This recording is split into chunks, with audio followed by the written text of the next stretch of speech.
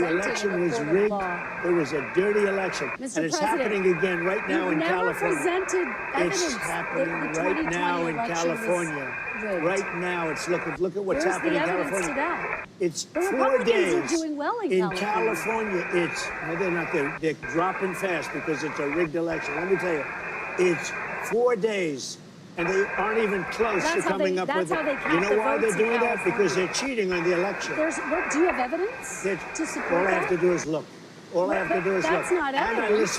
And I listen to people, and let's see what happens. But sir, that's not evidence. Do you think it's appropriate? That's how they count the votes. Do you think it's appropriate that they have an election and 5 days later they're nowhere close to picking State and local officials acknowledge they are slow. They're urging. No, they're crooked. They're urging the votes to be counted quickly. That's how they vote in California. They're crooked, just like you're crooked. Your press is crooked, and Meet the Press is crooked. To be fair, I'm not crooked, but let's really? Let's well, continue. You play right into their hands. Let's continue. You're either crooked or you're stupid. You play continue. right into their hands with this rap. You know that these elections are rigged. Your network knows that they're rigged. You know that I won an election in a landslide, and I got 94% bad press. But Mr. President, you know why I got that? Because you have no credibility. But you've never presented evidence that it was rigged. Let's keep talking about. I want to talk about Todd. You have more evidence. There's more evidence than ever presented. Let's talk your about elections in this country. We're like a third world country. Your elections are crooked, and you're crooked, and Meet the Press is crooked, and so is ABC and CBS and CNN. But Mr. President, you're one-sided crooked networks. Right. Let's call it quits because I've had enough. Thank you, darling. Have a good time. Mr. President, let's please. I traveled all the way to Wisconsin. I've sat in the rain with you. I know. I've sat in the rain with you for an hour, on and off in the rain, and I've given you enough time. You ought to straighten out your press because you know what? A country can never be great with a dishonest. Listen, we traveled all the way to Wisconsin for this interview.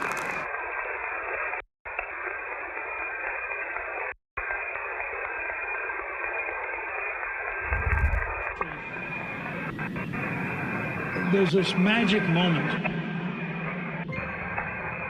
Somebody appears on the scene and everything changes. I am with you. We've never seen anything like this. I will fight for you. This was a man who's met his destiny. And I will win for you. He said he was saved by God in order to make America great again. His victory was the greatest comeback of all time. We're watching history, so buckle up. I don't think the American people have ever seen this before. A government that has moved this quickly and a president that has done so much when it comes to the border and energy and major investments from other countries. It's like warp speed. 47's on a hot streak, bringing head-snapping change to Washington, overwhelming the system with a volcanic eruption of action. Trump has a mandate from the people, and he's using it, and they're just getting started. President Trump said on the campaign trail, success will be my retribution. Despite the best efforts of those who would try to censor us, silence us, break us, destroy us, Americans are today a proud, free, sovereign, and independent nation and will always be free. We're going to have one shot at this, and no other president's going to do what I'm doing.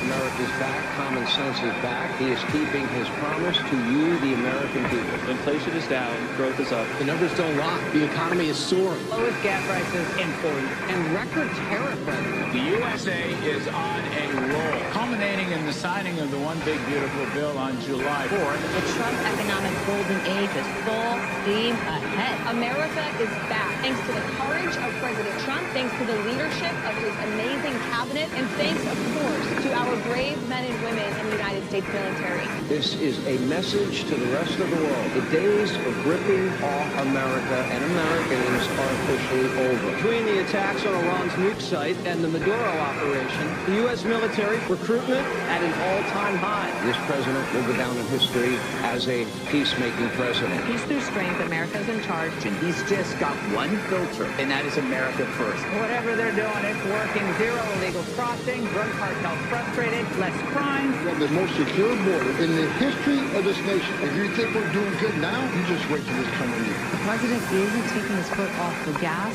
in 2026.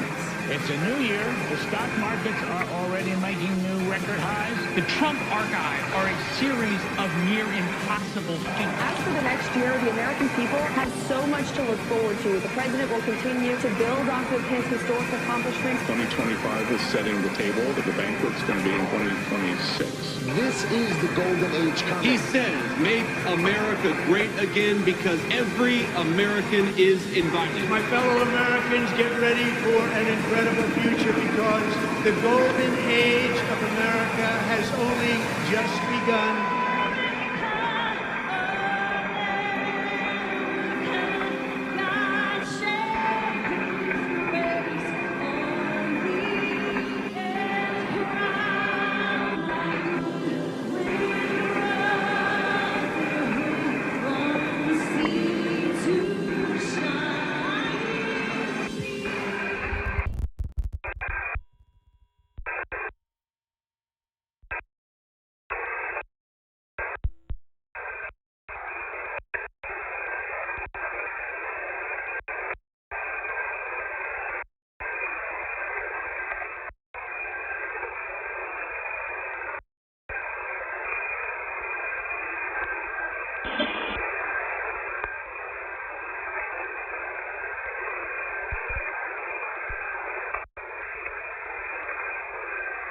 What up, fools?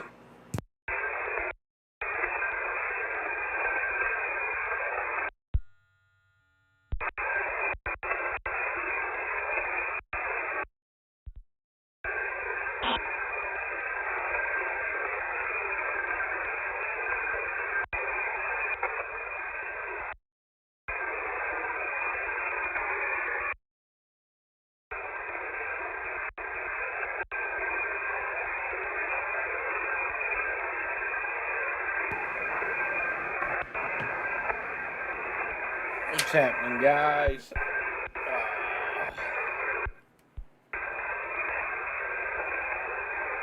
Still recovering from yesterday after I took that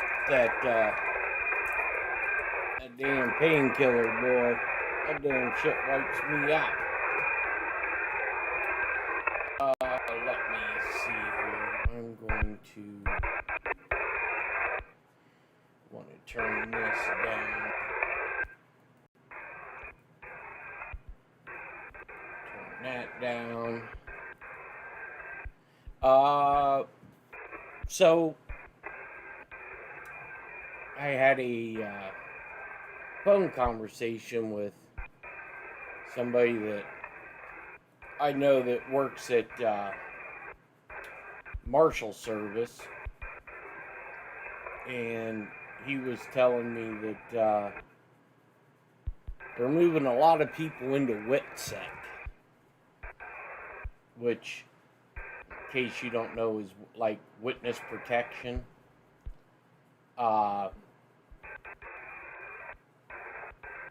Just because I think the threat matrix is so high, and there are going to be things that happen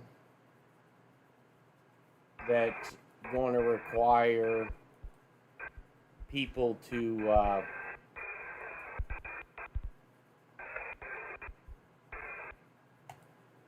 testify, and they're worrying, I guess, maybe possibly hits. So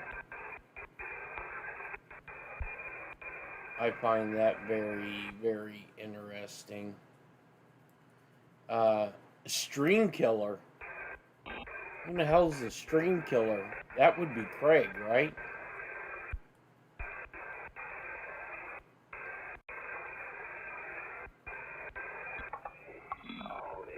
Yep, here we go.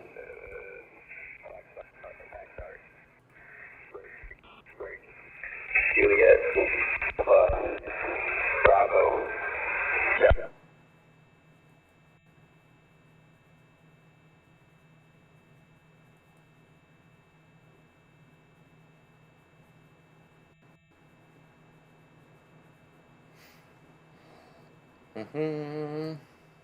Now let's see. For some reason,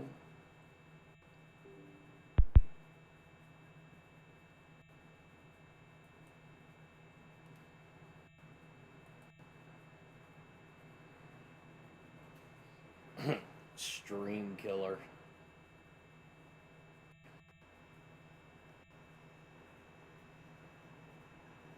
Let's see. For some reason, bingo, Yorga.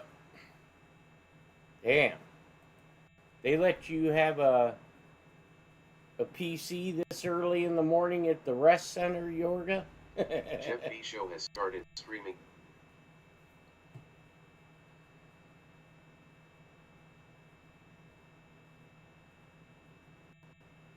For some reason, I'm gonna have to. Welcome at Willard Hall 994. Welcome at Raymond Wade 9023. Welcome at Echo Dragon Plot.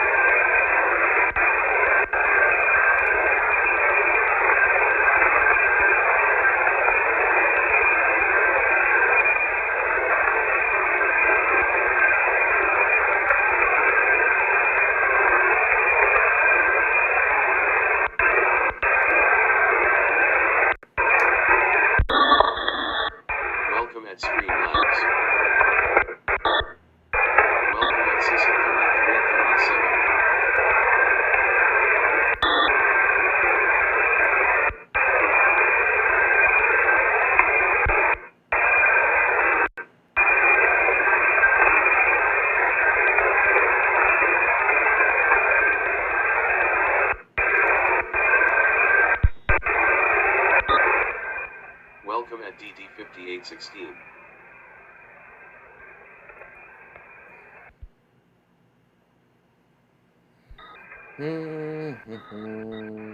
Yeah, I gotta figure out why on this the main machine, for some reason, Lumia doesn't have a sound to it, so... Welcome at Dundas 36. Dundas.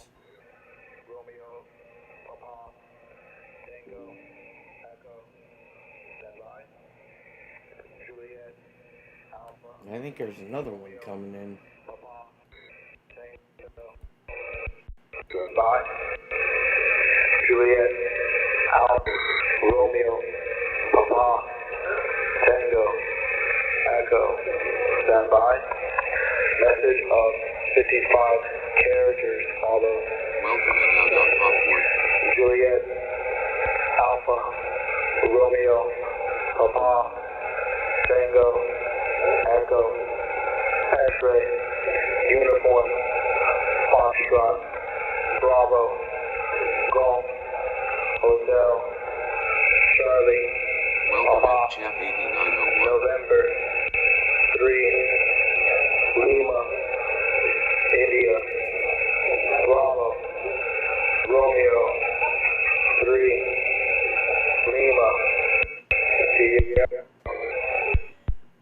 Sierra 4, Whiskey, Yankee, Whiskey, November, Whiskey.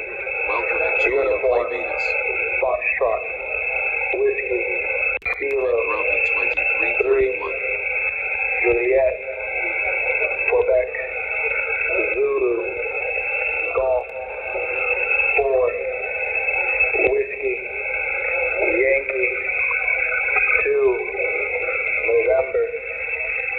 Whiskey, Uniform, Foxtrot, Whiskey, Kilo, 3, Juliet, Quebec, Zulu, Charlie.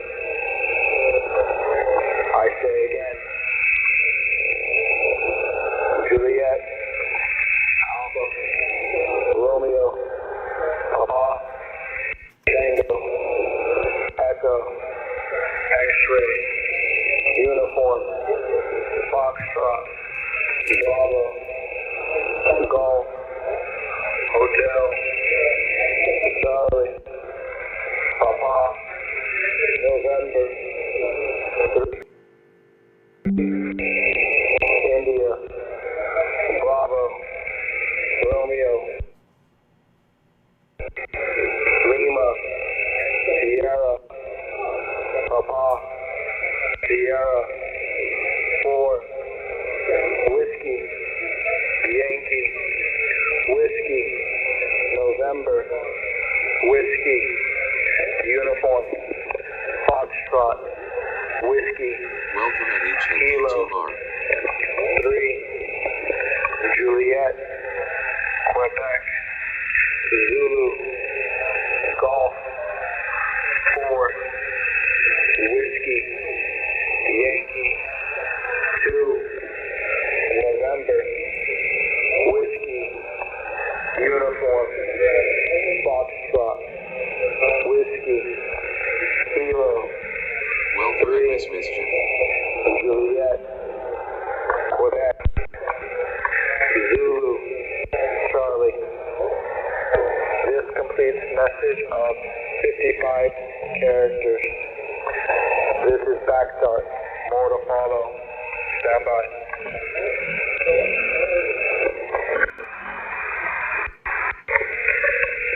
Juliet, Alpha, Welcome at Charlie, Fastbats 8840. 4, Whiskey, India, stand by. Juliet, Alpha, Charlie, 4, Whiskey, India, stand by. Juliet, Alpha, Charlie. Welcome at Paul Scott 5554. 37 acres follows. Juliet, Charlie, 4, Whiskey, India,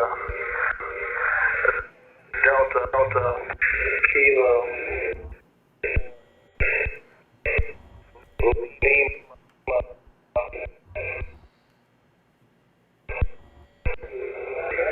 6, India, 5,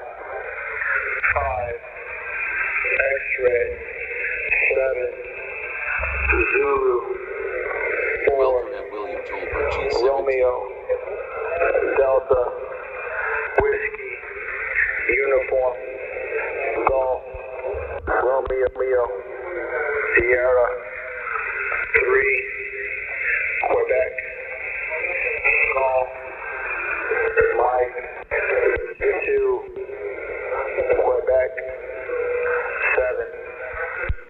I say again, Juliet, Alpha, Charlie, 4, Whiskey, India, Delta, Kilo, Lima, Foxtrot, Delta, Victor, Whiskey, India, 6, Welcome at Parlab Field 1696. X-Ray, 7, Zulu, 4, Romeo, Delta, Whiskey, Golf, Romeo, Sierra, 3, Quebec, Golf, Mike, 2,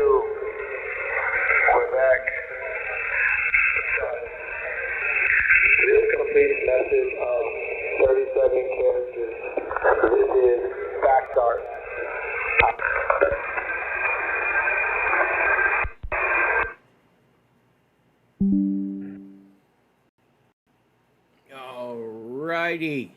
So that's been going on. Welcome at Carolina Country Homesteading 101.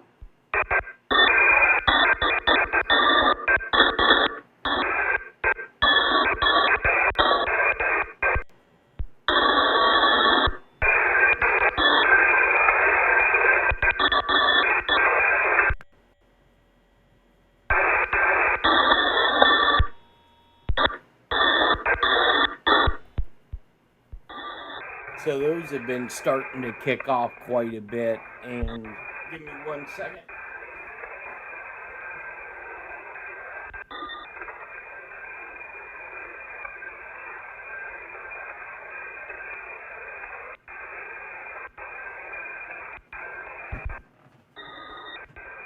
So we definitely have something getting ready to happen, I believe. Probably something to do with Iran, would be my guess. Yeah, yesterday, I slept most of the day trying to... Jeff, can you turn down... Yeah, give me 1 second. I want to make sure...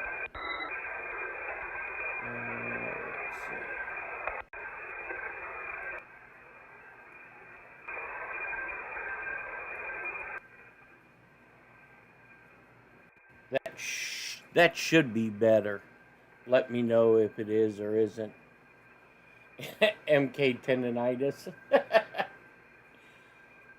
Yeah, normally there's not data running so close to the EAM frequencies, but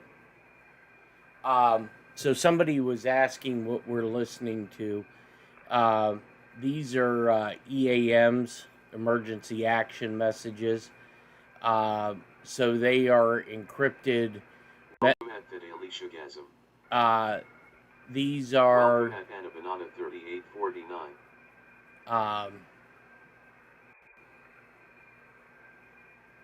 messages that are sent to the fleet, military commands, planes, submarines, ships, based on world events. And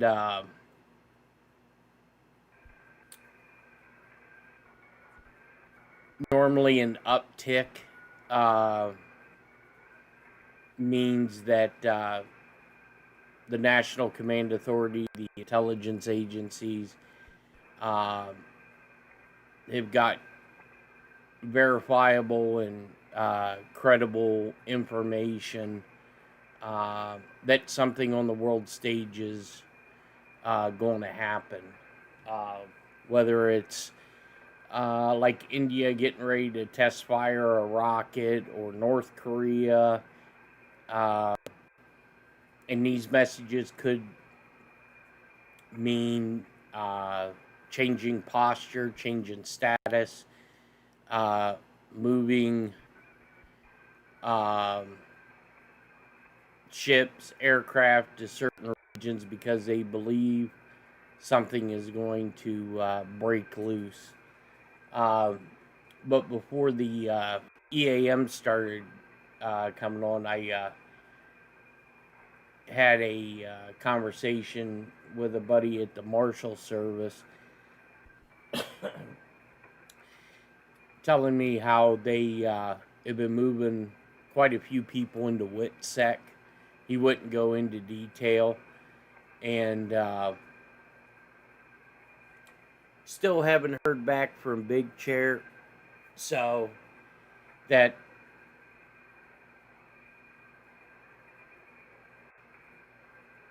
Jeff, can you call Big Chair? And if he won't tell you, then call Baby Trump. Yeah, Big Chair knows more than naturally what he can say. So I don't know if any of you guys have seen this or not, but the official White House accounts have been posting Q nonsense on the official White House pages. I mean, I don't know how much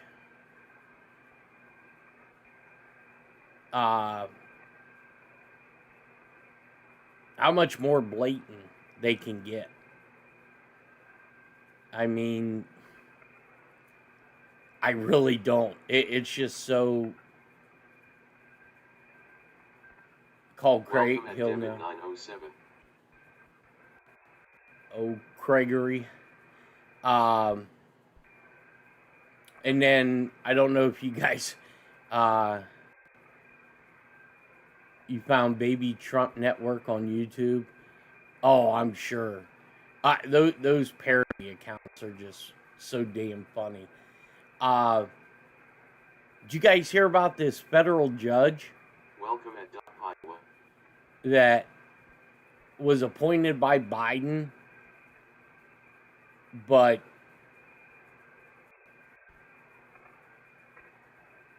isn't a citizen, I believe? Her first name is Sparkles. I mean, that should be a dead giveaway right there. Who in the hell names their kids Sparkles? Welcome at Carlton Sabo. I mean, you can't make this shit up.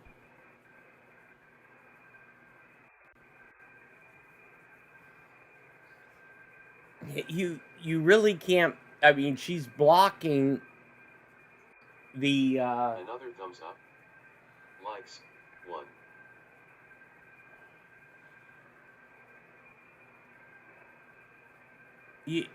I mean, you can't make this shit up. She is, yeah, I know, Sparkles. That's his fucking judge's first name, Sparkles.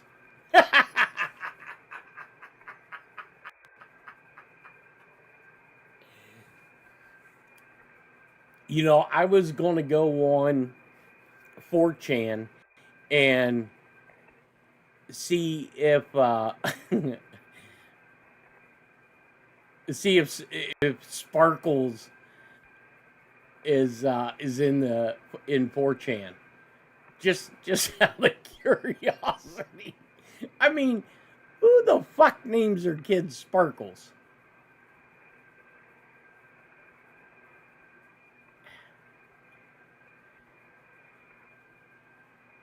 I mean, there was this he's an acquaintance through the store, and this has been a couple years ago, and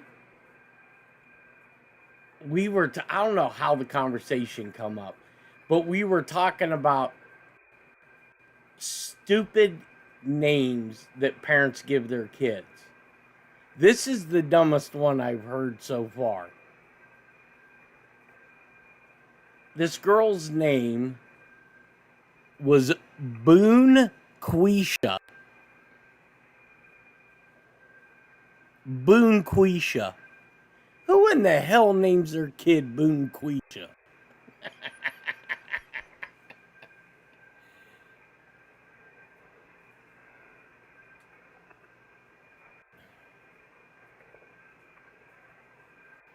Welcome at Tracy Miller 9773. Colonel McFucktuckles. You're getting a kick out of that, aren't you, Marlon? Yeah, look it up. Judge Sparkles.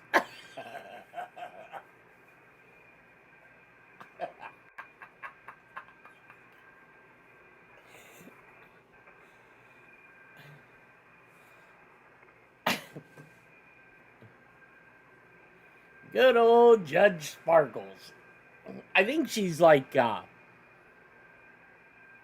Jamaican, or so. I know she wasn't. She's not a or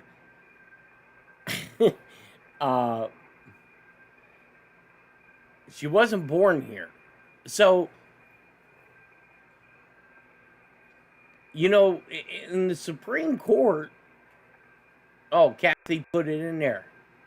These Here, this is where I think if the lower courts don't listen to the U.S. Supreme Court, I mean, this lady has to be removed. Yeah.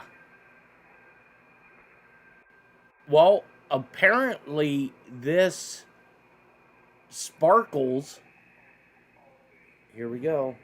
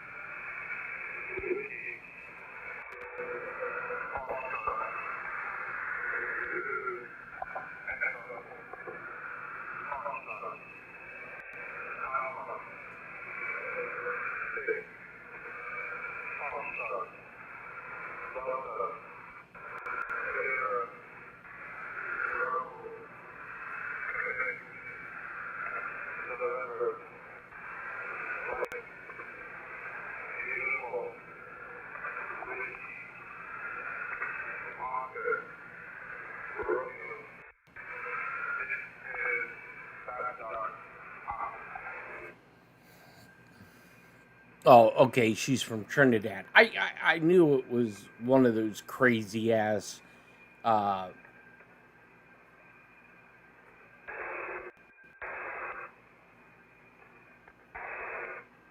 Caribbean, yeah, Southern Caribbean countries. So nuts. Welcome at Outlandish Patriot. Welcome at 8126. Absolutely crazy.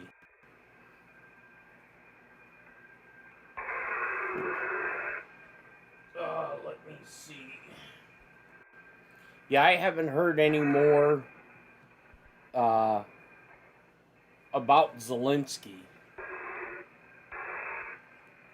So, and I don't know if he's been seen or not.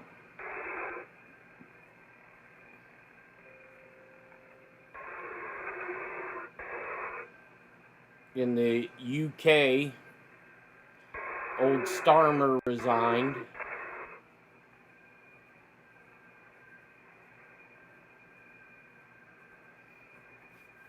Alan Greenspan died.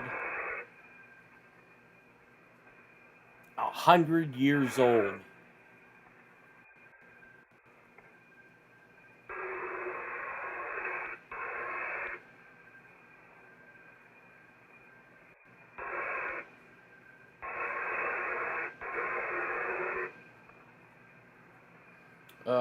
Let's see here. Welcome at Big Basman 641. Yeah, it is interesting that haven't heard anything out of Big Chair.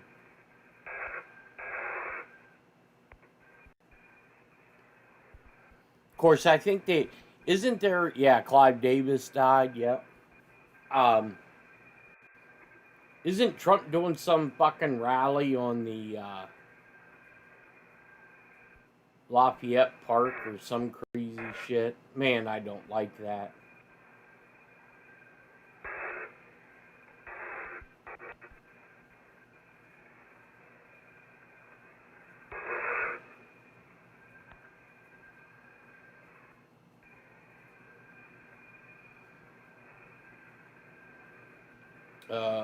Let's see here. Oh, and you guys heard about that, is it tomorrow? That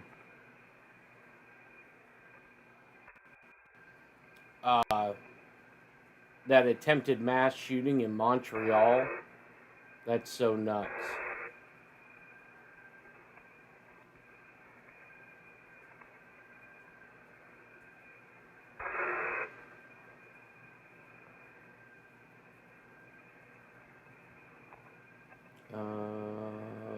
Let's see.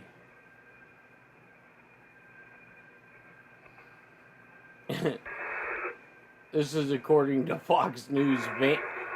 Vance sent out a warning to the Jews. He said, watch out, Trump's your daddy too.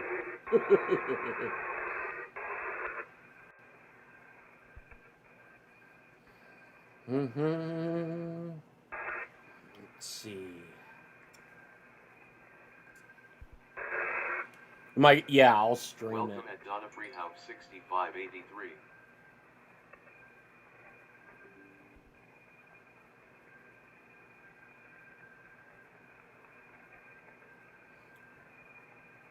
Israel's Channel 14, which is close to Netanyahu, makes a ridiculous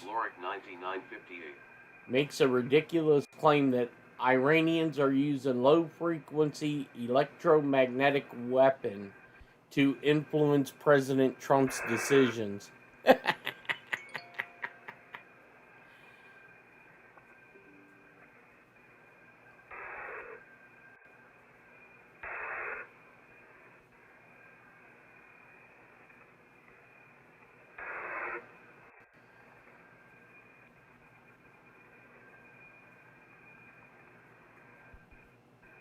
Oh, so a buddy of mine just texted me because I sent him this thing about what the hell's up with all this Q shit on the White House.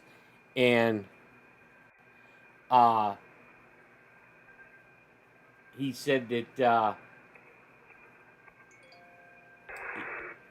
he thinks it's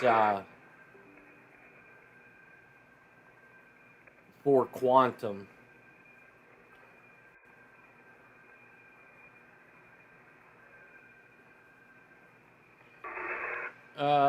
This coming in, Iran says that a wave of cyber attacks have disrupted its banking services.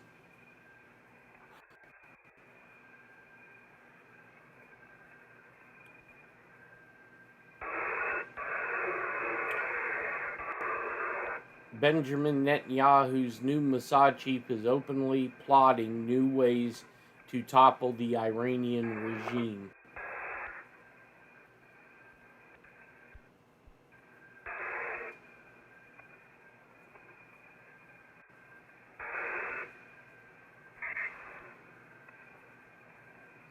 Welcome at Don Acolin 131.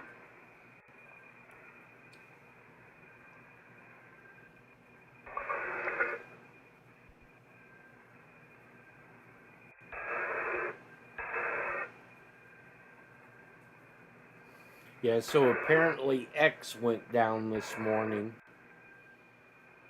U.S. says it's suspending sanctions on Iranian oil until August 21st.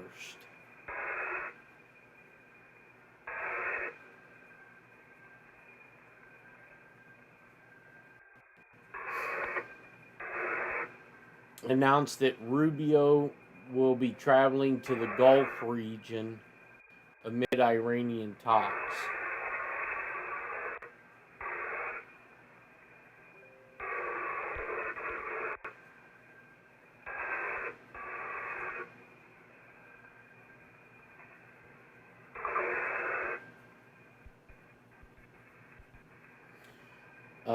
President Trump posed, everybody is fully aware that Iran will agree to have major weapons inspections in order to ensure nuclear honesty long into the future.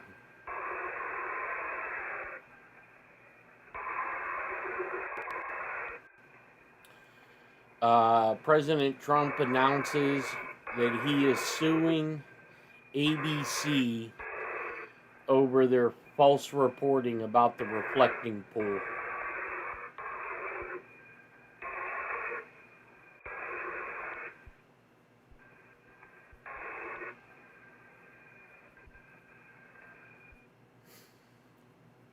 Iran's foreign minister joins the president in Pakistan on a state visit.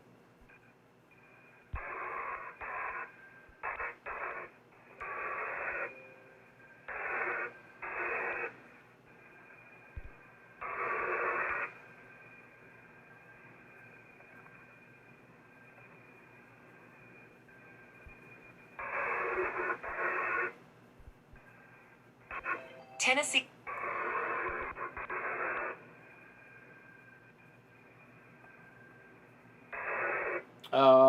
Rubio has landed in the United Arab Emirates on its first leg of the Gulf tour.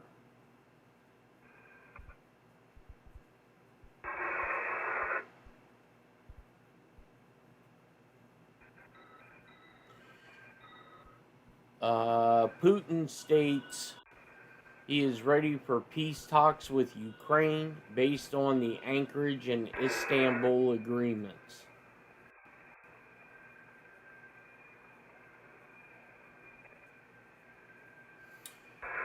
U.S. Secretary of State Marco Rubio says Iran will not be able to charge tolls in the Straits of Hormuz as part of any final deal with the U.S.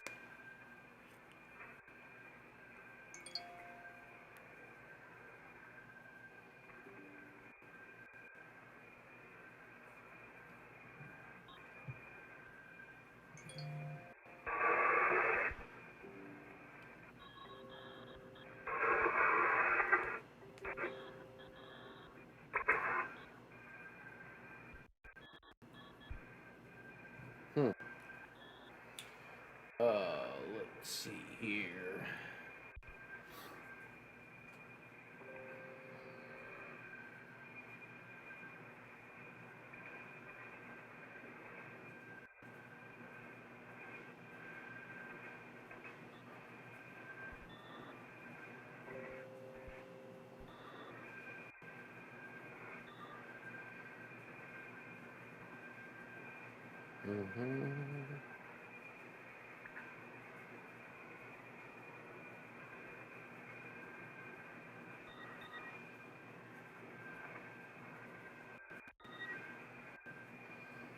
Boy, Mike Huckabee seems to be going off the reservation.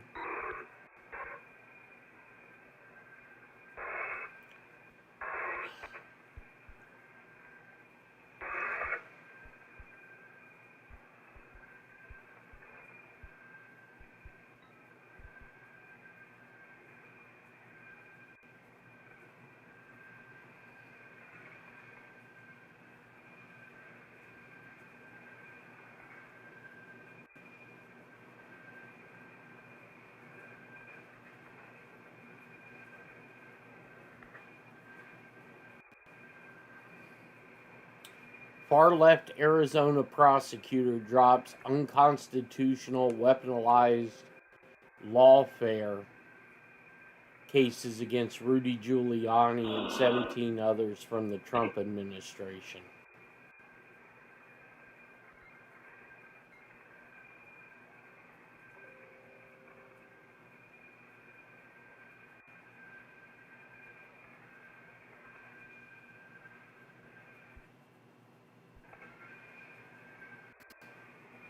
Yeah, so here's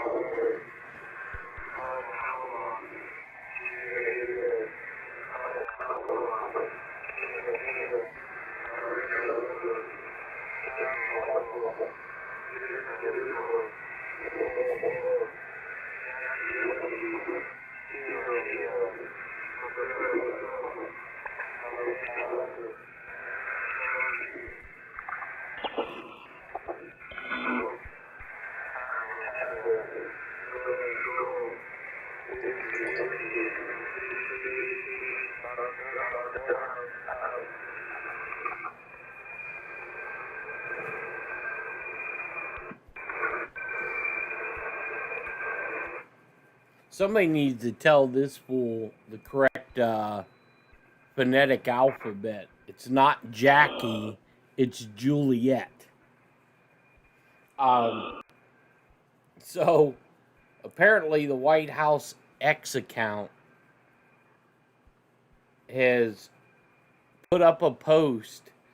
Will Q be posting today? What the fuck?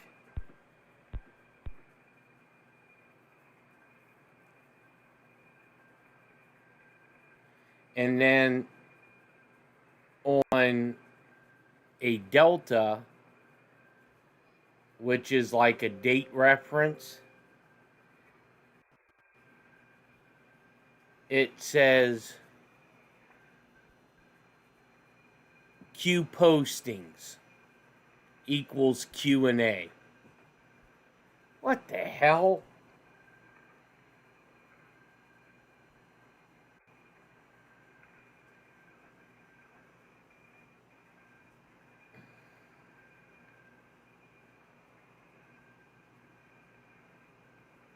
And the White House then sent another message, and by Q,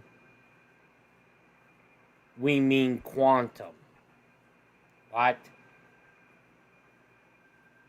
And then the Department of War posted a Q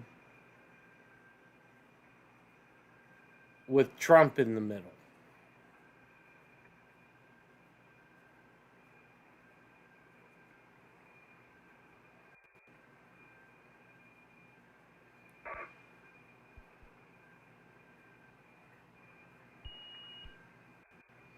And then the White House posted a mock-up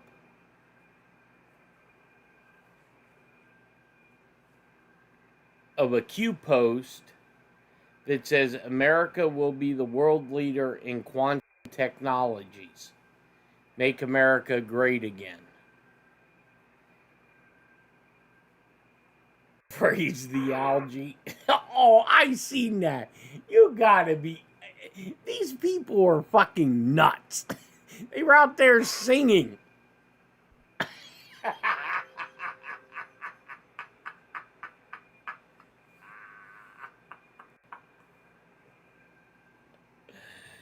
Oh my God.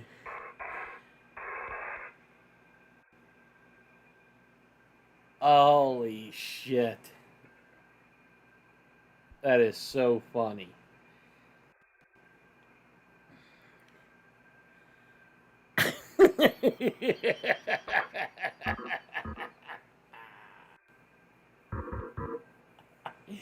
Maybe we should make that one of the intros. Is a video of them singing to the algae.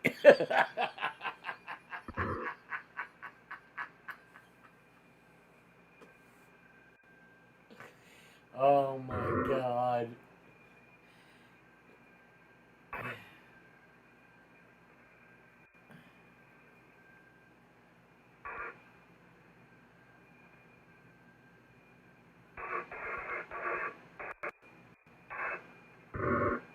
Okay.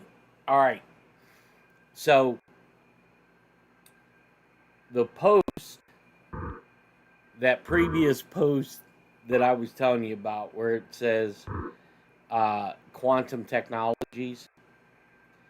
So the White House posted this at 2:25 p.m. So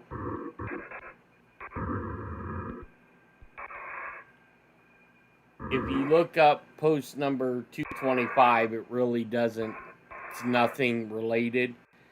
But if you look up 1425, which is military time, it states, given we have now undeniably verified ourselves to be an inside source, expect the MSM to attack in full cooperation with foreign and domestic assets. Be prepared.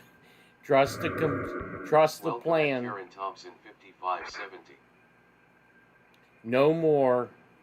Trust the plan. Conspiracy no more. We are in full command.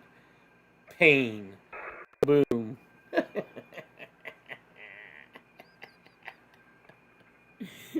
Oh, we need to sing to the algae.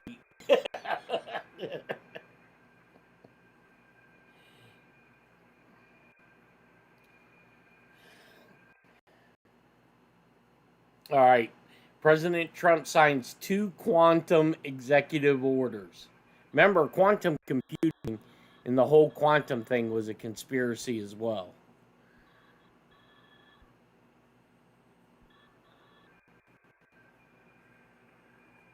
You want a tie-dye algae shirt?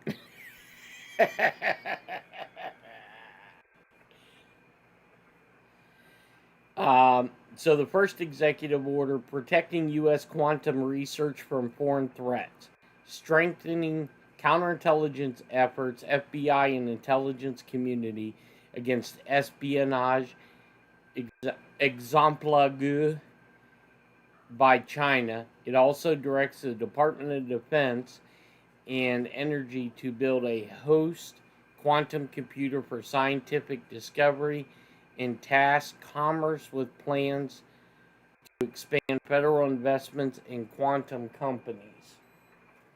Accelerating post quantum cryptography, PQC migration, bolsters federal efforts to transition to quantum resistance encryption standards to migrate risk from full Q-day when powerful quantum computers could break current public key encryption.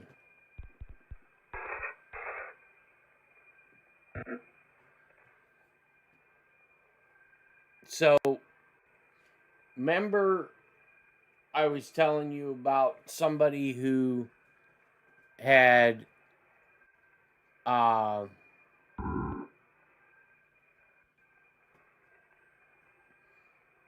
his last thing at the FBI before he was moved was introducing AI into quantum. I think that's what this was about. Major troll.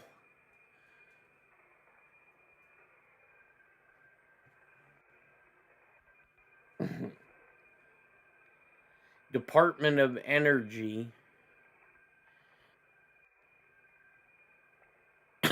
waiting for the algae to be appointed a judge. Department of Energy put out a post, quantum mode activated, quantum aurora.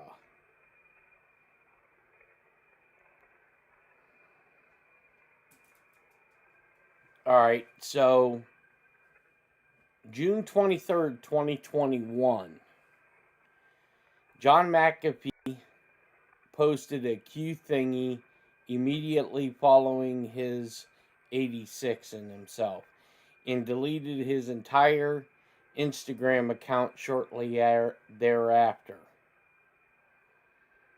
That's kind of interesting.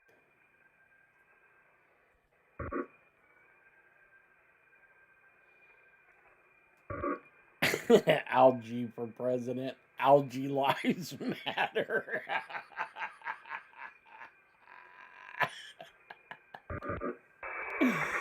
Oh, jeez. Here you go. In a 6-3 decision, authorized, in a 6-3 decision authored by Justice Clarence Thomas, the court held that immigration officials do not need to present clear and convincing evidence that a lawful permanent resident committed a crime involving moral turpitude before treating the individual as an applicant for admission rather than as an already admitted resident. All right. So say, excuse me, say a green card holder flies back to the United States after a trip. If a customs officer thinks he committed a serious crime, like theft or fraud, while abroad, okay, the Algae King, Panda's back here staring at me. She's up on like a hassock, just staring at me, probably trying to figure out who the hell I'm talking to.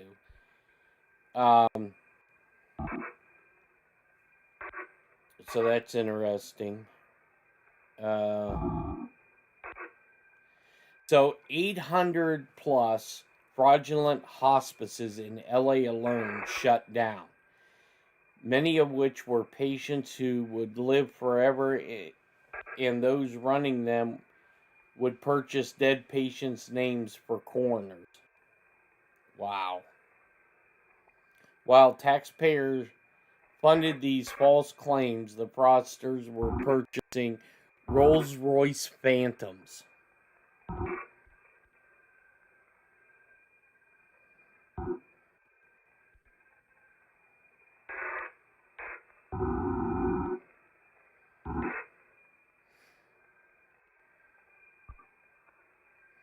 Yes, and now the FBI is putting out bulletins for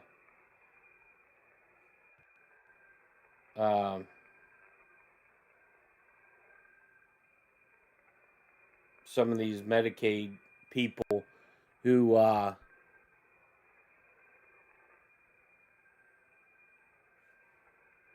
who've been defrauding U.S. taxpayers.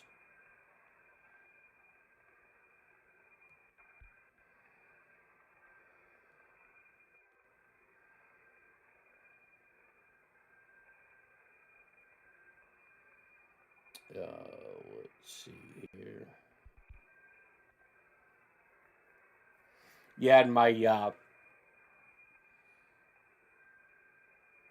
I was when I was talking to one of my buddies in DC, they said that the UFC ring is pretty much taken down. So much for the conspiracy of Trump keeping it there.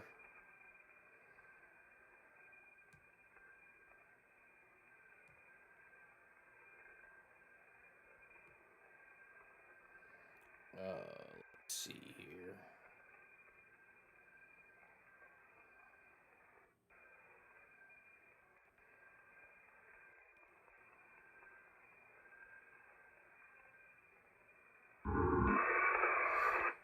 Welcome at Diane Valenzuela 1363.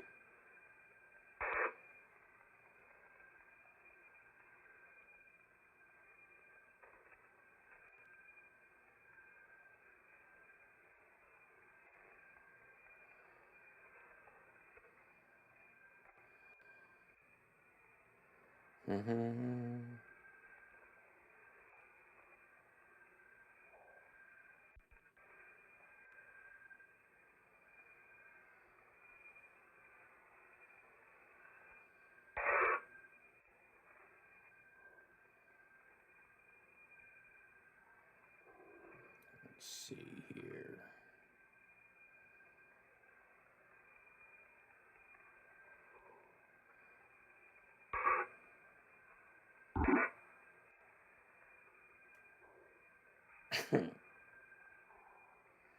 Fucking algae. These people are so fucking stupid.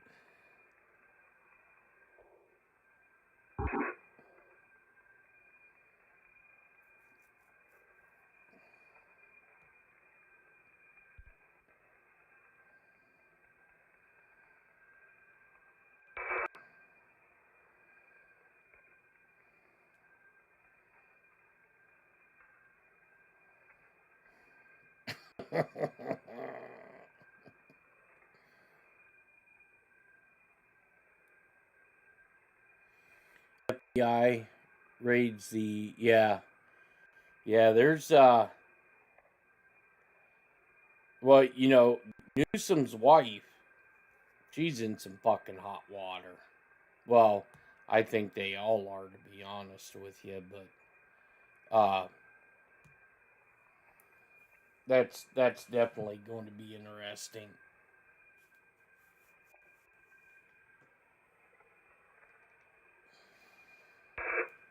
Need to do a shirt to make algae great again.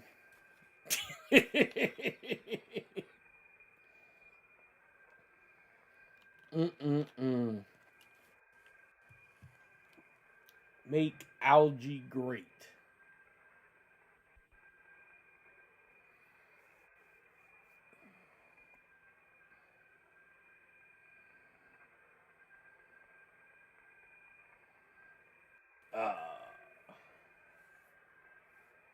Man, I got bit in my arm by something.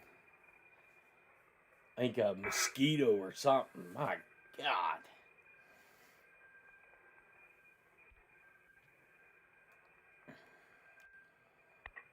Yeah, so my ultra hardcore liberal neighbor, the one who's got cancer, I went over last night to see how he was doing, made sure he ate and all that, and he told me that he fell in his garage. And I was like, well, where in the fuck are your crutches at? You only have like 4 sets all over the fucking place. So he texted me this morning at about 6:30, 7 o'clock, telling me that he was having somebody come out and do maintenance on his air conditioning unit. And welcome at Camo Carl 3059. And if I seen him, if I could, you know, let him into the house because he had to go down to the hospital. I'm like, oh my God, dude.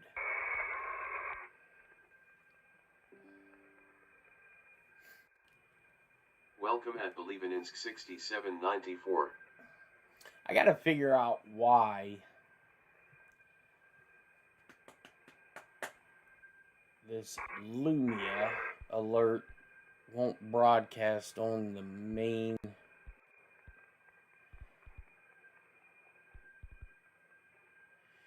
Can you believe this shit? Trump's DOJ struggles to show evidence of what? Yeah, they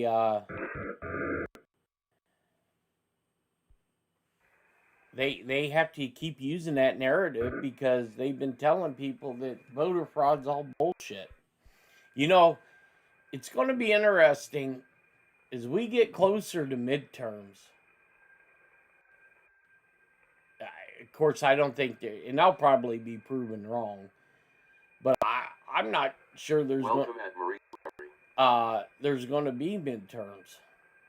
You know, the Al Jazeera reports lefties in the U.S. are stupid, praying for Algae King.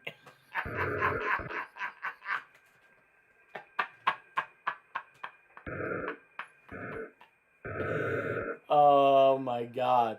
This is not going to get old. I mean, could you imagine if that was your parents out there?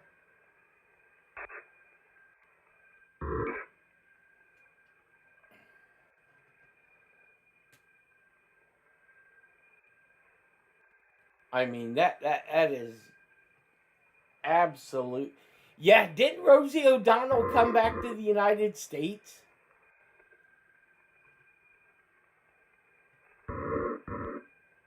Because they were racist there?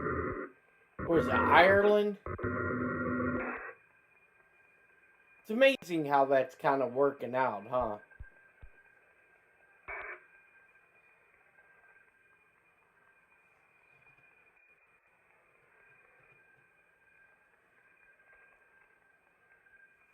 Welcome at Cola 6052. Cola!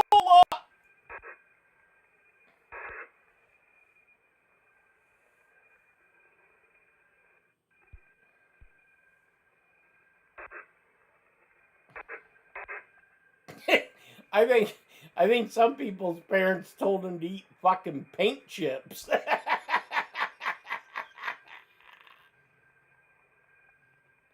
The only thing that would have made that any better is if they'd have had women out there topless with algae painted on their chest. I mean, you can't make this shit up. You can't. Because if you did make this shit up and no one's seen it. Welcome at Regina's Point 29. Oh my God. So fucking stupid.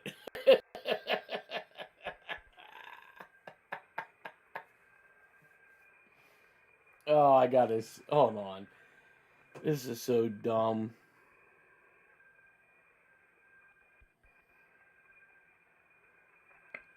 Relish delivery.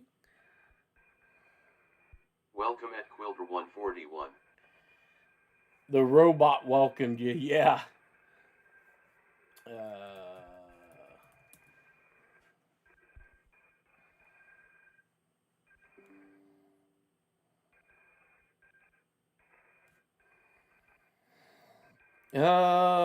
Let's see here.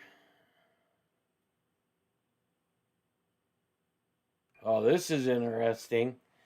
Trump's DOJ first ever Antifa case sees judge sending a message with 100-year sentence. Holy shitballs.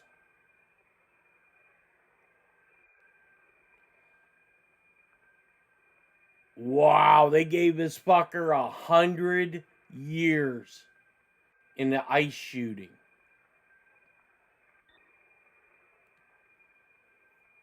A U.S. Marine who shot and wounded a police officer outside an immigration detention center has been sentenced to 100 years in federal prison after a landmark prosecution of more than a dozen protesters accused of Antifa-linked terrorism.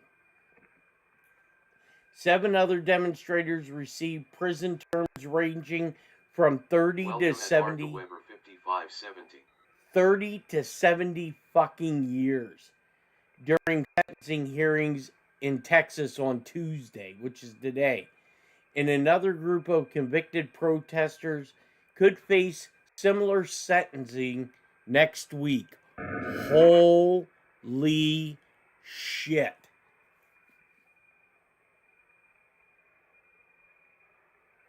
Against anyone accused of being members of Antifa, a longtime boogeyman for Donald Trump's administration, the Baba Yaga. That's Russian for boogeyman, in case you didn't know. Baba Yaga. How's it feel to be a terrorist, bitch?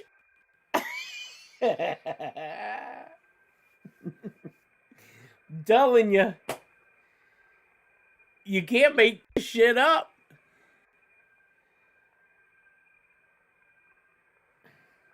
Wow.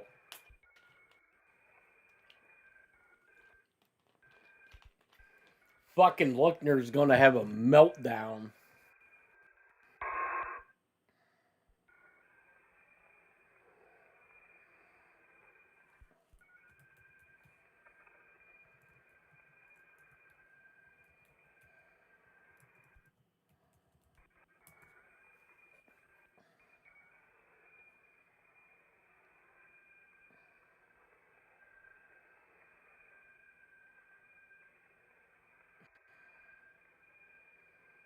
Oh, hold on. I gotta find one of these fucking clips.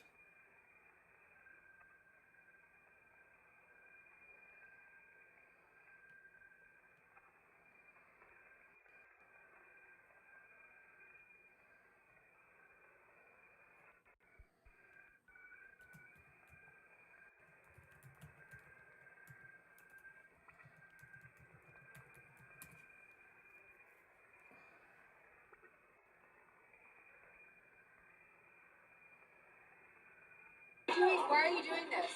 Because Trump used $14 million no-bid contract to do this.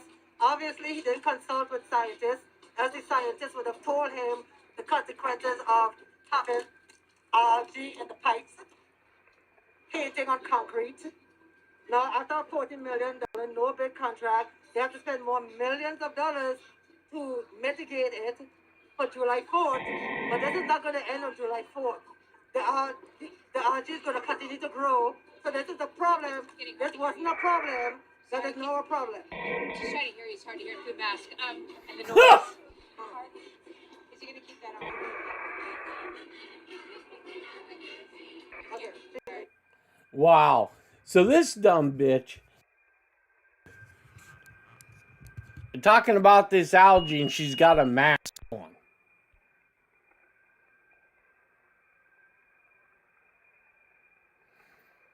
Yeah, believing we were yeah, that's a Judge Sparkles.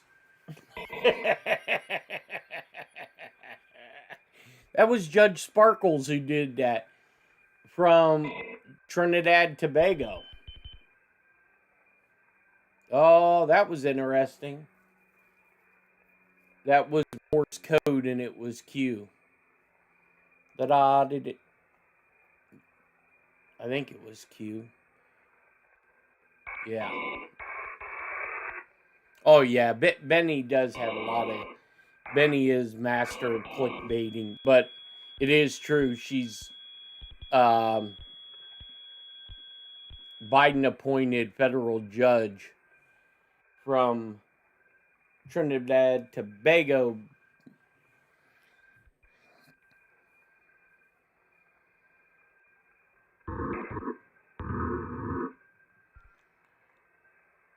Many people are trying to bring ranch dressing.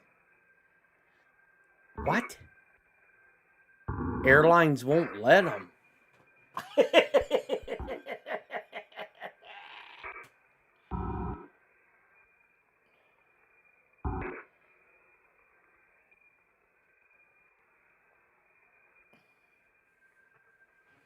I can't believe this dumbass is out here protesting the algae,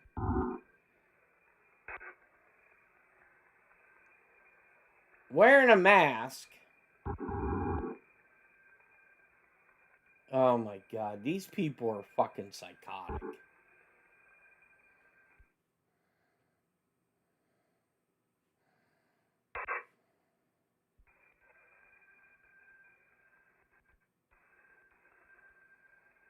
Could you imagine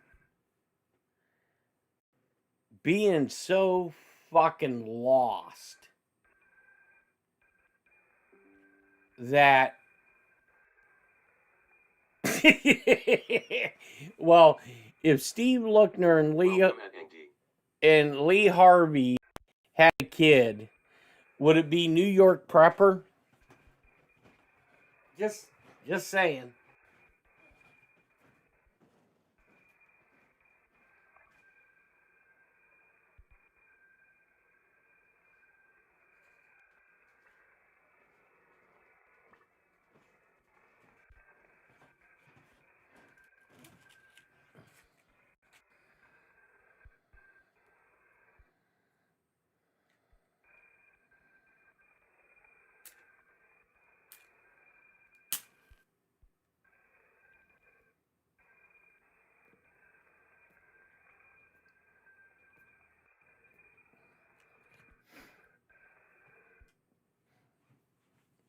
Yeah, yeah, Devin, it's cool to watch when the crowd starts singing and shit. They do the same thing for darts in Europe. They start singing these chants, and half the time you can't understand them because it sounds like they got a box of marbles in their mouth.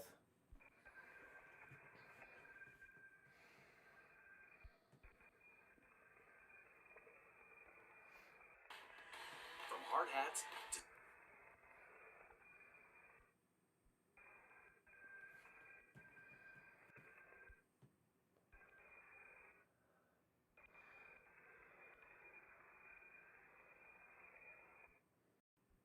Oh yeah, believing it is definitely a fucking cold over there.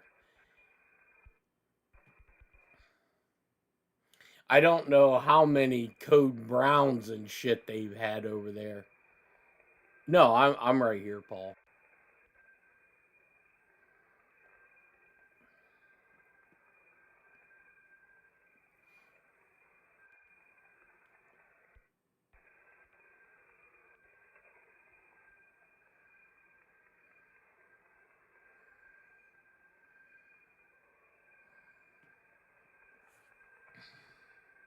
Make algae great again.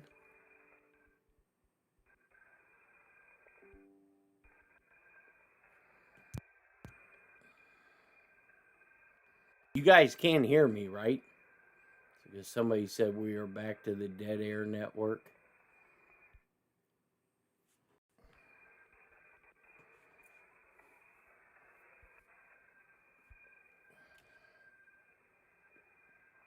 No, I'm here.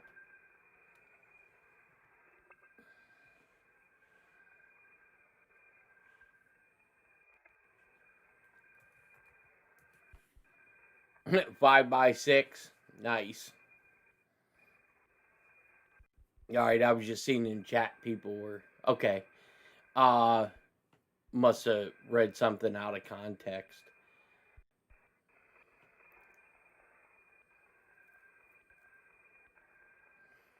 $3,000 in truck parts? Holy shit.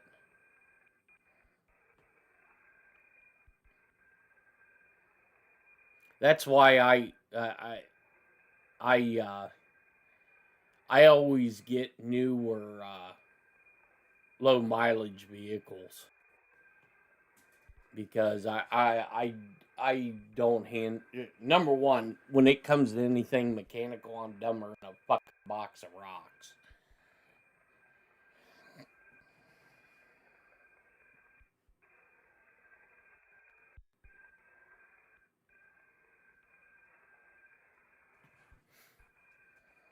Let's see here.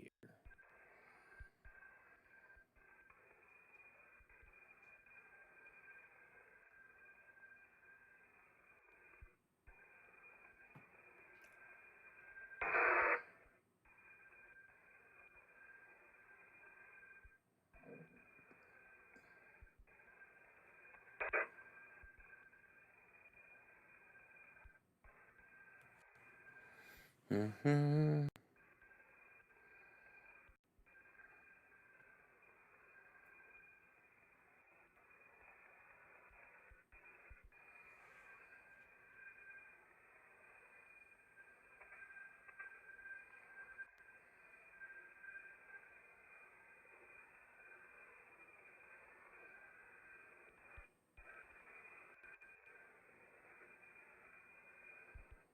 Welcome at Jerry Z3S9Z.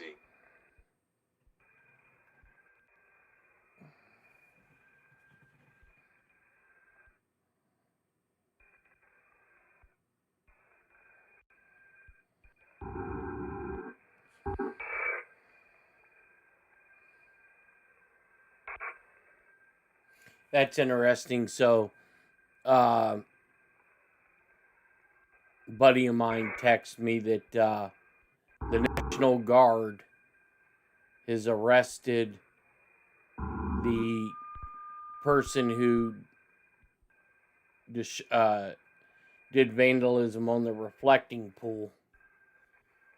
Apparently, he was an Olympic athlete.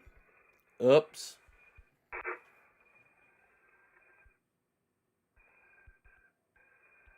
I'm telling you, until these idiots, like this 100-year sentence for this Antifa, until they start doing that and making it stick,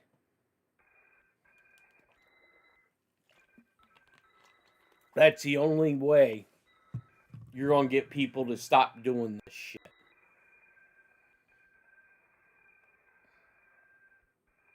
Old Panda's getting antsy because mom will be home here shortly to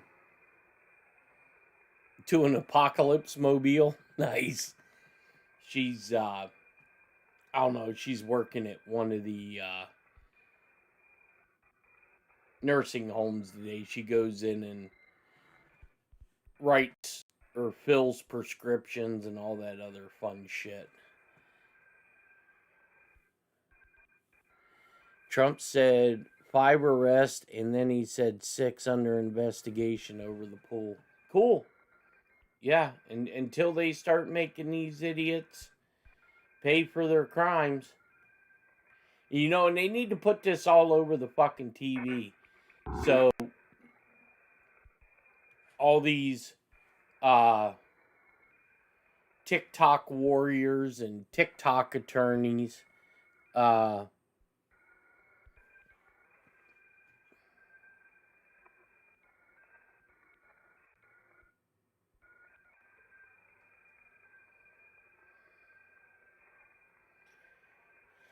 can't believe Kamala Harris is thinking about running in 2028. Dude, she'll get fucking destroyed.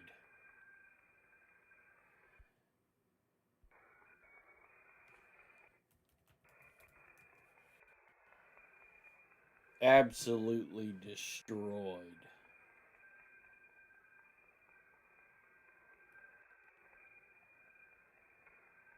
Welcome at JC8606.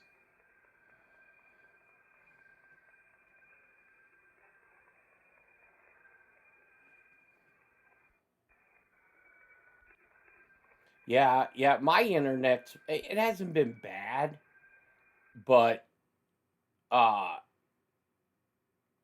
I think we're getting a lot of cyber attacks.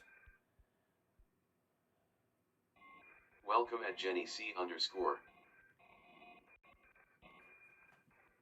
Yep, sure is. You know, they just need to make examples out of people.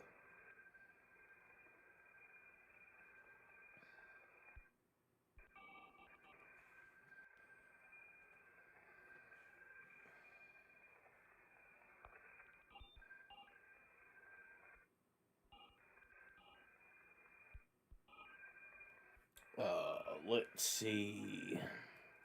Sheboygan. Up here with all the mooses.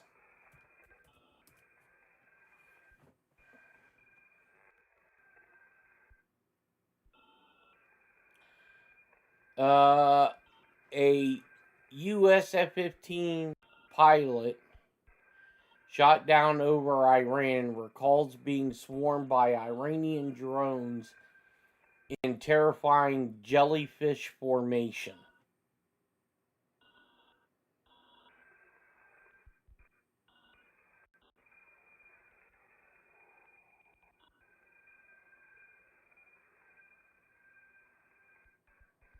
Oh, did you guys see where the View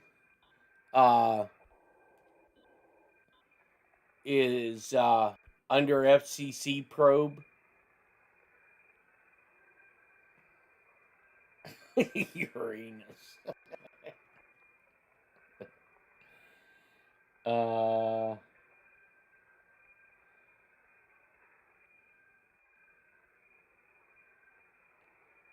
Yeah, so there's a total of 10 Antifa members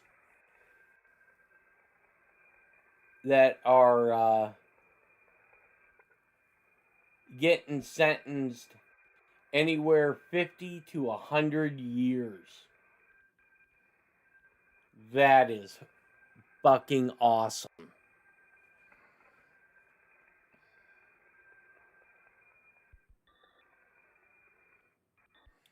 Oh my God.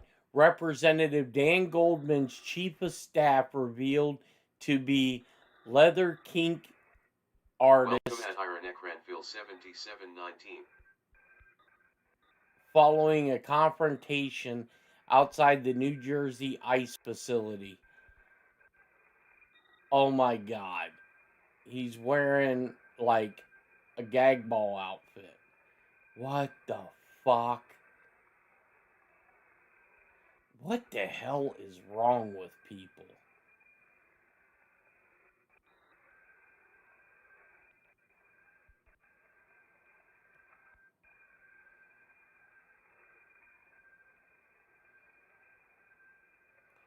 Oh my God.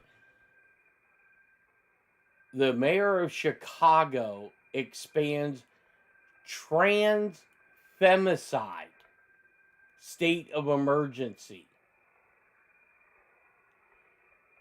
While the city suffers nearly 200 murders in transgender cases. How about this, pal? How about you go down to Cabrini Green and tell your people to quit fucking killing each other? Oh my God. This is nuts.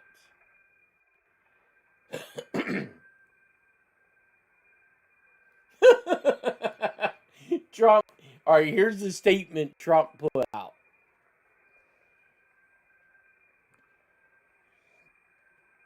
Trump says lawsuits are being prepared for falsely reporting on the reflecting Welcome pool. At Michelle Ebooks.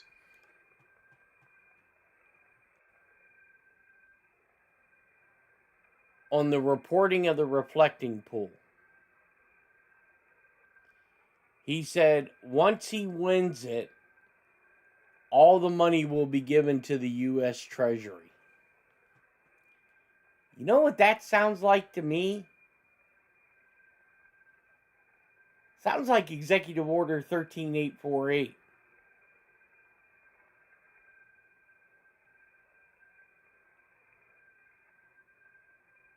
Nevada Secretary of State candidate Jim Marchant delivers a national plan to secure the midterms.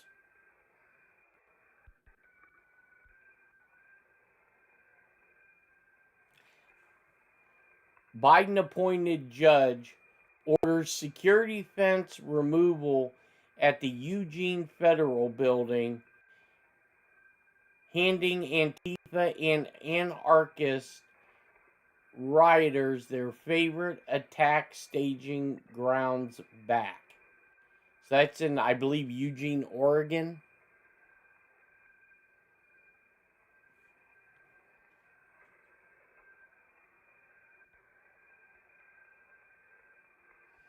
FBI makes 2 more arrests in the plot to turn Trump's White House UFC event into a mass casualty event.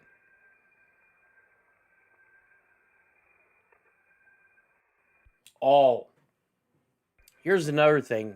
When I had this conversation late last night with an individual. So, I'm assuming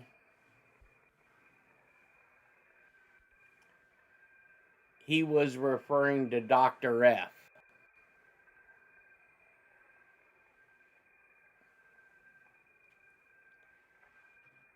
This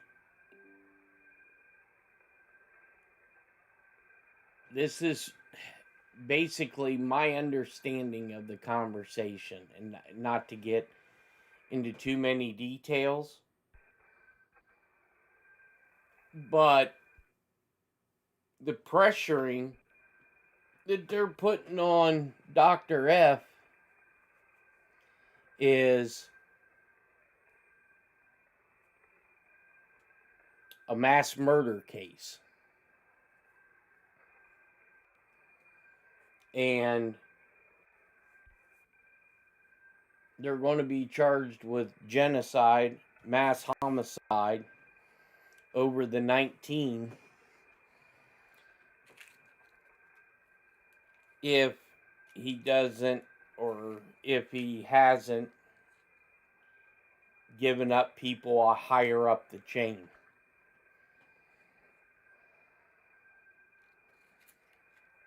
And guess what? There's no statute of limitations on genocide, murder.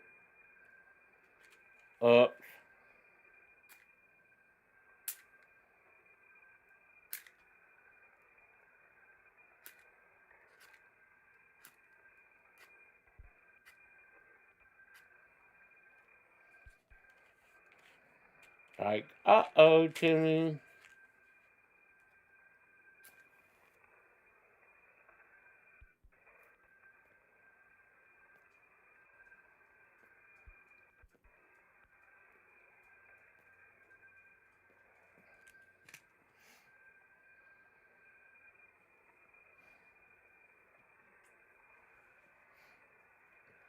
Old Panda's over at the atrium by the window,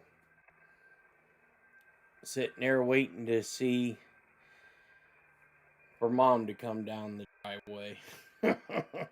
It's so funny how smart she is. I mean, animals. Hell, animals are smarter than most people. Yeah, I don't like the fact that he's having this this rally, if they're having it outside. I get it.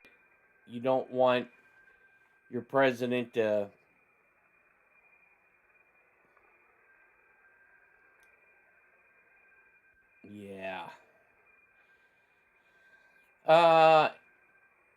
California state workers threaten mass exodus over return to office order. You mean to tell me that these people are still working from home? Unbelievable.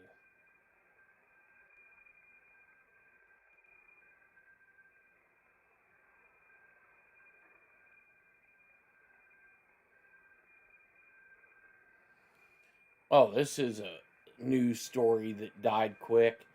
A ransom note from Nancy Guthrie's alleged kidnappers apologized for her accidental death, demand money for her body. Oh, that was another thing. Speaking of money, hey, did you guys see where Ilhan Omar's net worth went to zero?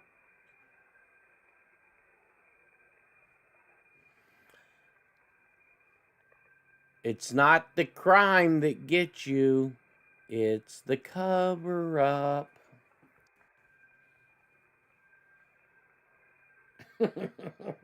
And then I guess Trump said yesterday, says that AOC and Ilhan Omar, what a difference a brain makes.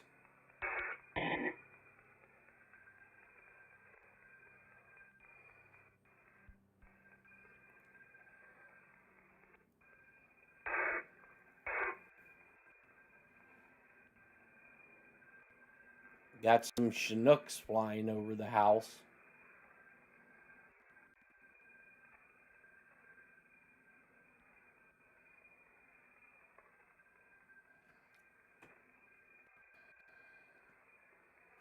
Oh yeah, she's scared shitless. She's scared she's gonna get back to Somalia.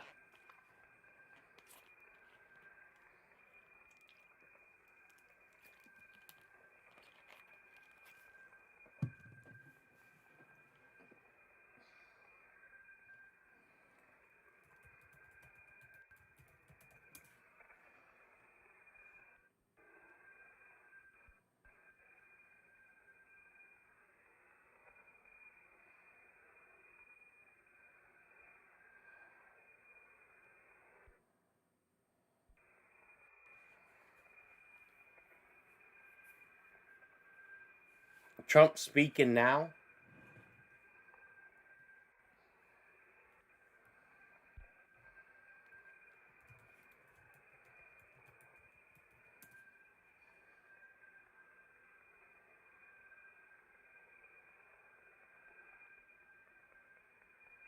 Okay.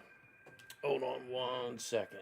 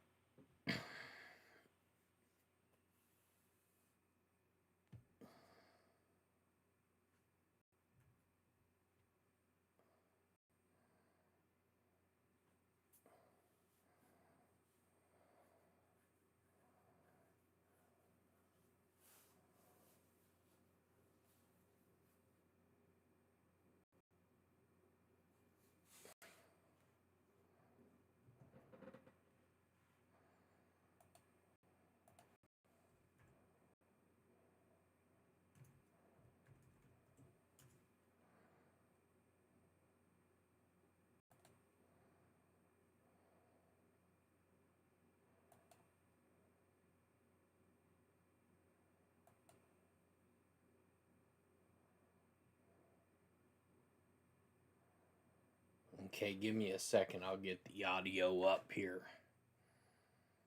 Because here in about 7 minutes, old Miss Panda will be going batshit crazy. As my nieces and nephews say, Panda's grandma. Let's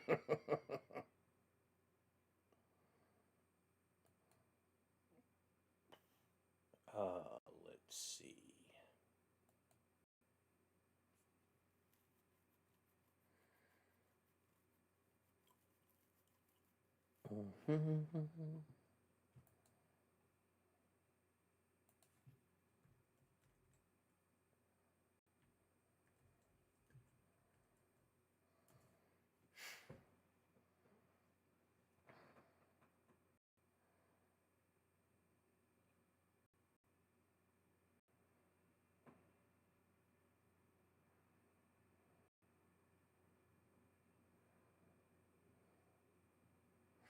Oh, they're saying Trump's approval rating is at 30%.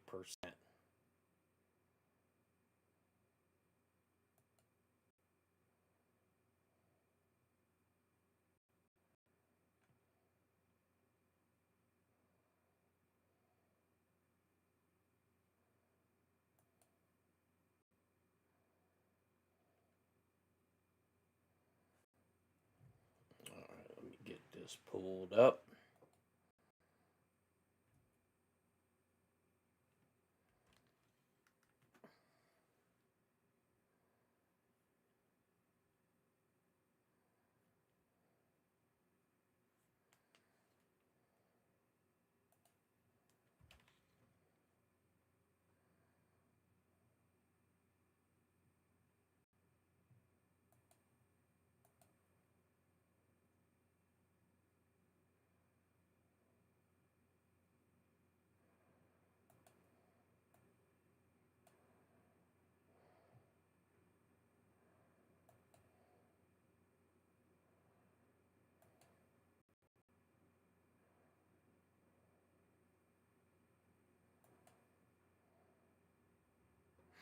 Oh, somebody asked,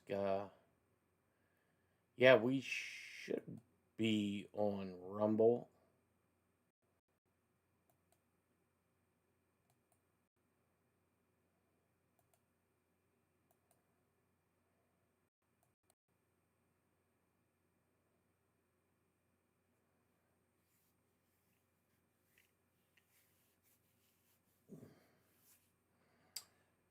Let's see here.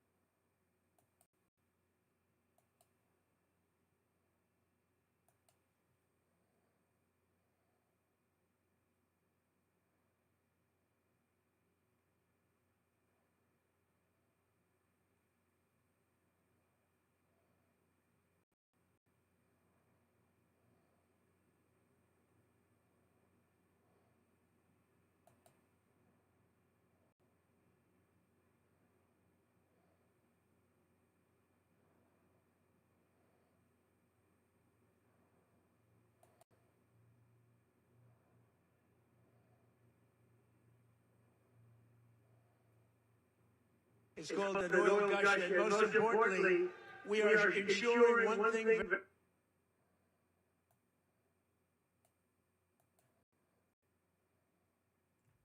Very importantly, because this is why I did it. I did it for this reason. 99% of this.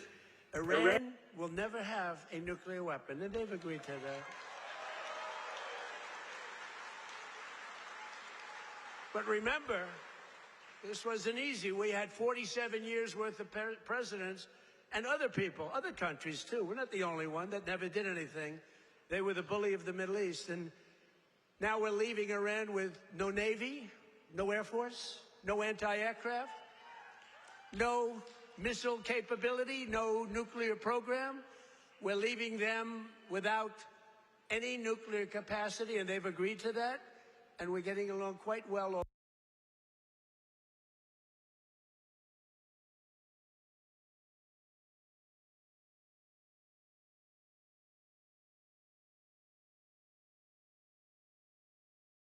Although if you read the fake news, you never know. Think of it, the fake news, they have no army, they have no navy, they have no air force, they have no anti-aircraft. We can fly over Tehran just at will. Nobody going to do anything to us.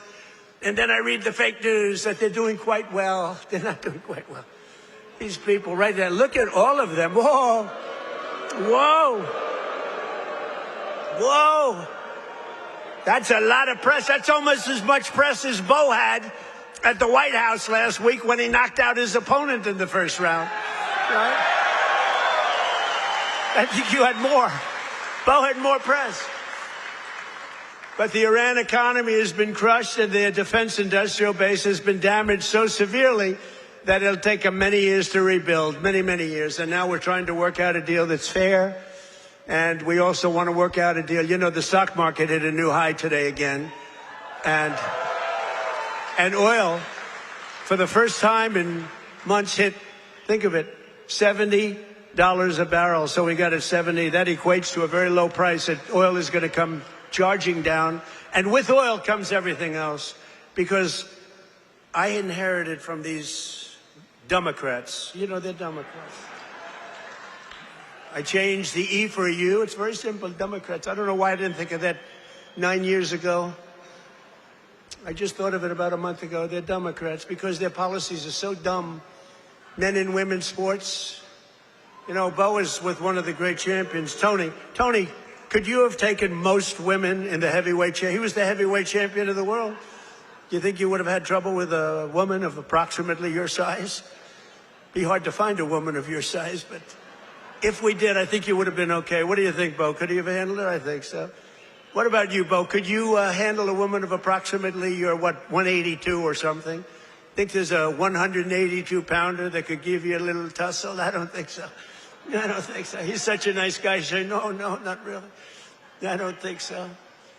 When she looked at those ears of Bo, when she looked at those ears, she'll say, I'll take a pass.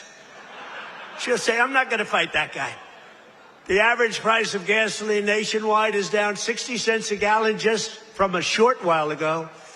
And remember this.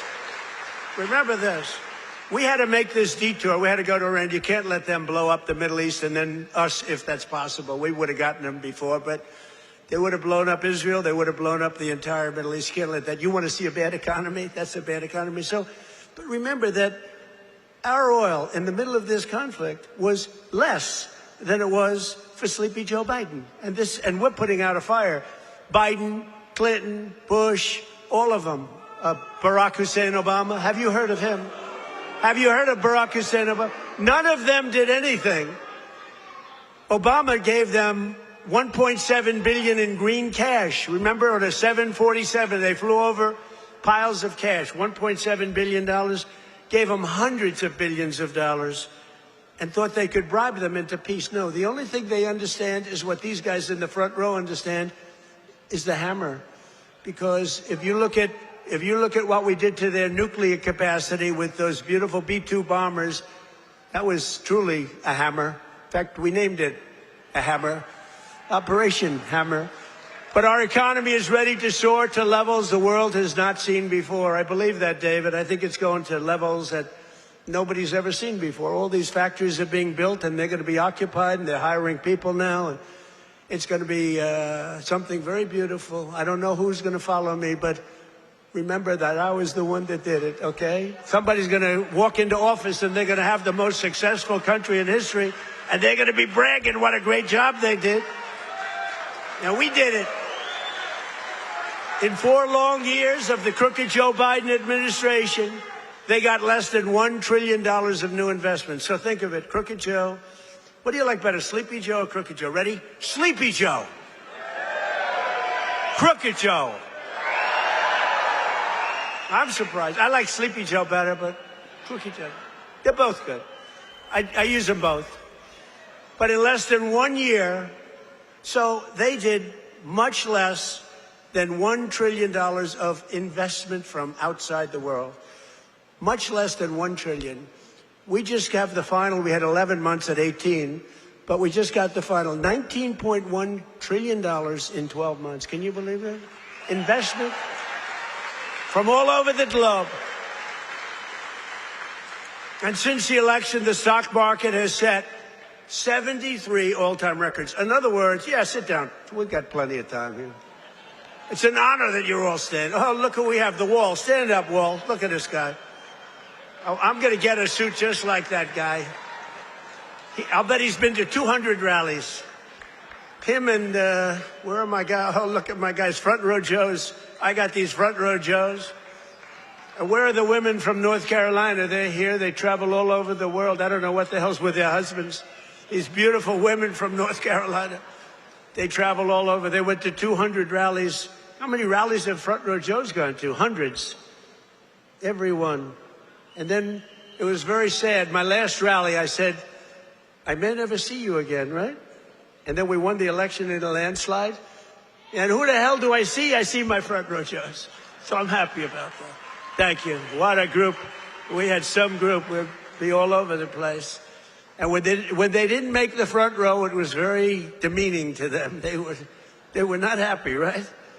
But the front row, they became actually very famous, Front Row Joes. And the typical 401k, as you know, is up almost $30,000 in, it was 12 months, it was 13 months. It's up 44%. Think of that. Up 44%. Because, you know, as goes the stock market, so goes a lot of your own wealth. And I tell about this police officer. I met a police officer first time, similar thing, but now the numbers are even more. I was in New York. I met a great police officer, New York finest. And he said, sir, I want to thank you. I said, for what? He said, my wife didn't think much of me very much. We were having marital difficulty, actually. She thought I was nothing. I'm a police officer. I'm a tough guy. I looked at him. The muscles were all over the place. He didn't suffer from that. But she thought maybe that muscle wasn't so good because he was always losing money in the stock market. And he said, sir, in the last year and a half, my 401k is up 74%, sir. And she thinks I'm Warren Buffett. She thinks I'm a super genius. I said, how are you getting along with her? He said, well, I'm not so sure I like her anymore, but I won't tell you that. I refuse to say that. He's getting along just fine. But a lot of people have come up to me, David, and they thanked us. 401ks, you know, the stock market. Who has a 401k here? Yeah, look, a lot of people. More Americans are working today than at any time in the history of our country, and we've created over 32, think of this, 32,000 new jobs just starting in Pennsylvania alone. David, you have to get credit for that. And in the last few months alone, we've added 2,600 Pennsylvania manufacturing jobs, and that number is going to go much, much higher as the factories start to open. Because right here in Lehigh Valley, Eli Lilly has just announced, great company, by the way, drug company, a $3.5 billion investment in a brand new state-of-the-art manufacturing facility right down the road. That's going to create over 1,000 jobs, just that one. Nokia is investing $30 million to expand its semiconductor testing and packaging operations, thousands of jobs. And B. Braun has announced a $20 million expansion of its medical device manufacturing operation in Allentown. I love Allentown. I love any place that votes for me, which is the entire state of Pennsylvania, the entire Commonwealth. Never make the mistake of using the word state. Well, I'm not sure that people care, but the Commonwealth of Pennsylvania voted for us at levels that nobody's ever seen before, David, and you too, and we're proud of you because you had guts. This man had guts. He lost one time to a tough candidate. Then he did it again to a tougher candidate. And I tell him, if he didn't win, his wife, who's a beautiful woman, would have left him. I'm telling you. Dina, she would have left him. So he had great courage doing it a second time. He was a very successful guy. He ran. Stand up, David. She would have left. I was so worried because he's a friend of mine, and that was a tough race. You know, he was running against a guy 24 years, and his father was in for like 30 years. That's a long time, and he had to beat him knowing the pressure. That's called pressure. Knowing his wife was gone if he didn't make it. She was gone 100%. But he's married actually to a terrific woman. She probably would have stayed. I'm not 100% sure. And last year I saved a great American company, U.S. Steel, and we're keeping its headquarters in Pennsylvania where it belongs. And $17 billion has been invested by a great company in saving U.S. Steel. They were gone. I think they were closed up and they were ready to go.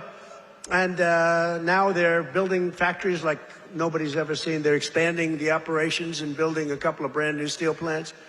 They're up to over 17 billion, which is a lot more than they even told us, because they've fallen in love with this Commonwealth. They've fallen in love with your whole area, the people. I think they've fallen in love with the people more than anything else, is what they told me, because they've done more than they said they would. And thanks to our great Republican majorities in Congress, last 4th of July, I proudly signed the largest tax cuts in American history. We gave you the biggest tax cuts in American history. Not bad. Not bad. We delivered no tax on tips, no tax on overtime, and no tax on Social Security for our great Pennsylvania seniors. No tax. And our tax cuts are projected to boost take-home pay for Pennsylvanians by an average of more than $10,000 a year per household. Think of that. Not bad. That alone should win us the midterms. We got to win the Muser. We got to win the mid. Muser's another great guy. Stand up, Muser. Been with me forever. He was thinking about running for governor. I think he would have won, but he was thinking about running for governor. And I said, I want you to stay in Congress. I want you to stay. And we appreciate it. You've done a great job. But always remember, every single Democrat in Congress voted against our tax cuts. So think of it. All of those tax cuts and many more, they want to raise your taxes, not lower them. They voted against tax cuts. You know, all my life, I sort of been political in that I found it very interesting. I was a very successful real estate person, but I love watching politics. And my whole life, I've watched politicians say, we will cut your taxes. We will cut. I never heard these people say, we will raise your taxes. This country has gotten very strange politically, especially with all the communists that are up for election. You know, you have communists. These aren't socialists. These are communists. And they're all up. How about the guy in Maine? He's got the Nazi stickers. He's got the whole deal. And they're trying to say so for 8 years, 10 years, they said Trump is a Nazi. Now they can't say that anymore because they have a guy with a tattoo on his chest. It's unbelievable. But they voted against no tax on Social Security. They voted against no tax on tips. They voted against no tax on overtime. And if they got into office, you will have all of those taxes and all of that money that you're saving, including the big savings on Social Security. It's going to all be terminated. You're going to have to start paying it. They want to pay it. I don't know what's wrong with these people. They voted in favor of the estate tax or the death tax on your farms and your businesses. You know, farmers and small business people, they love their children. If they love them, it's great. Most of the people love them. Some can't stand. I know people that can't stand their kids. They're not going to leave them 10 cents. But if you love your child, you want to leave your farm, especially from these farmers, it's born in them somehow. They want to have their children on the farm. The children don't want to leave, but sometimes they're land rich and cash poor. You know, I've known that expression too. I've oftentimes been land rich and cash poor. It's not a good period of time. And you die and you have a estate and they tax you at 40, 50, 60%. And they end up losing their farm, losing their small business. And in many cases, you don't read about this, they commit suicide. They actually go out and commit suicide because they're forced off their farm by a bank. They have to go out and borrow money from a bank. And they're forced to go out, borrow the money. They're unable to pay the loan. And the bank, even if it's a nice bank, they give them a chance, they give them another chance, and then they ultimately foreclose. They lose everything. And in many cases, they commit suicide. And I said, we're not going to have that crap go on. So you have no estate tax to pay on your small farm, small business, on your farms, your businesses. And you can, if you love your children, you can leave your farm or your small business to your child, and they're not going to lose it. If you don't love your children, then don't listen to what I'm saying because it doesn't matter. If you don't like them, don't leave them anything. The hell with them. They probably deserve it. But think of it, the Democrats voted against the border wall. The border wall gave us the safest border. We have the safest border now in the history of the country. They voted against voter ID. You know why they voted against voter ID? Because they want to cheat. There's only one reason, Mr. Wall, right? Correct. Correct. Where do I get that suit? One day, I don't know if it's very presidential, I'm going to walk up in a suit with the design of the wall on it. I don't know. What do you think?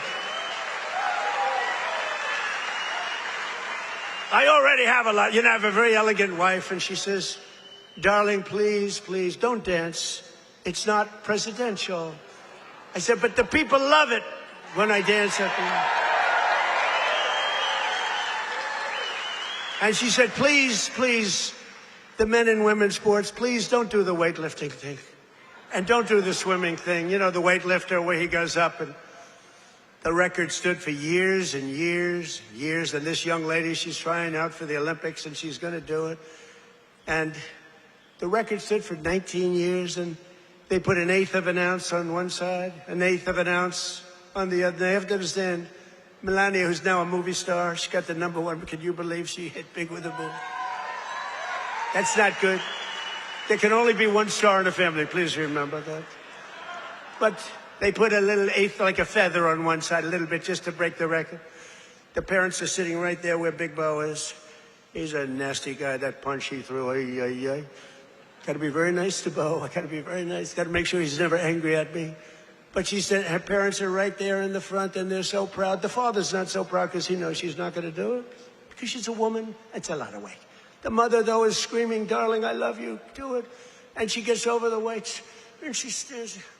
And then she gets him, and she gets him. And the mother's screaming, darling, I love you, darling. And the father's looking, saying she has no chance. And she's like this, you see it? Drops him. And she's like devastated for the rest of her life. And then a guy comes along who transitioned. That's the term. I've gotten very good at that term. I used to take a lot of heat for my definition of the movement over. But he transitioned. He was a poor, very poor, bottom of the line, male weightlifter. But now he's a female weightlifter. And he looked at the amount. I think it was like 210 pounds or something like that. But that's a lot for a woman. But not that much for a man. You could do it with one hand. And he goes, looks down at the weight.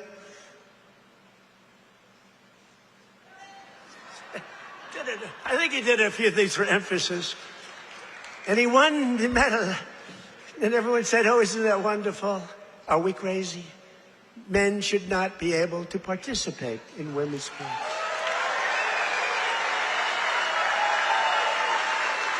Right? That's a 99% issue. Do you ever hear the fake news? They say, that's an 80-20 issue. No, it's not. It's 99-1. You know, I've been doing politics now for 10 years. Not that long, considering I've won 3 elections. You know, so it does. But we did great in the second one. It was a rigged deal. But pretty short. But with all of that, and all of the time I spent speaking to people, they say, sir, could you cut taxes on this? Could you get me a tax deduction on a car loan? I did that. By the way, I did that. If you borrow money to buy a car, you get to do all these things. They asked me for hundreds of things. Not once did anyone ever come up to me and say, sir, please, this is so vital. You have to be able to have men play in women's sports. Please, sir, could you pull that off? I've never had anyone ask me for that. So I say it's a 99-1 issue, not 80-20. The fake news back there, they say, oh, that's a tight issue. But I don't like talking about it because I want them to continue on with that.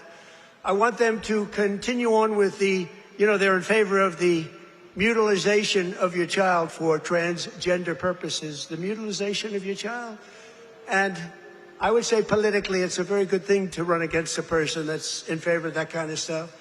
So we let them, we don't bring it up during off-political seasons, but we have a political season coming up.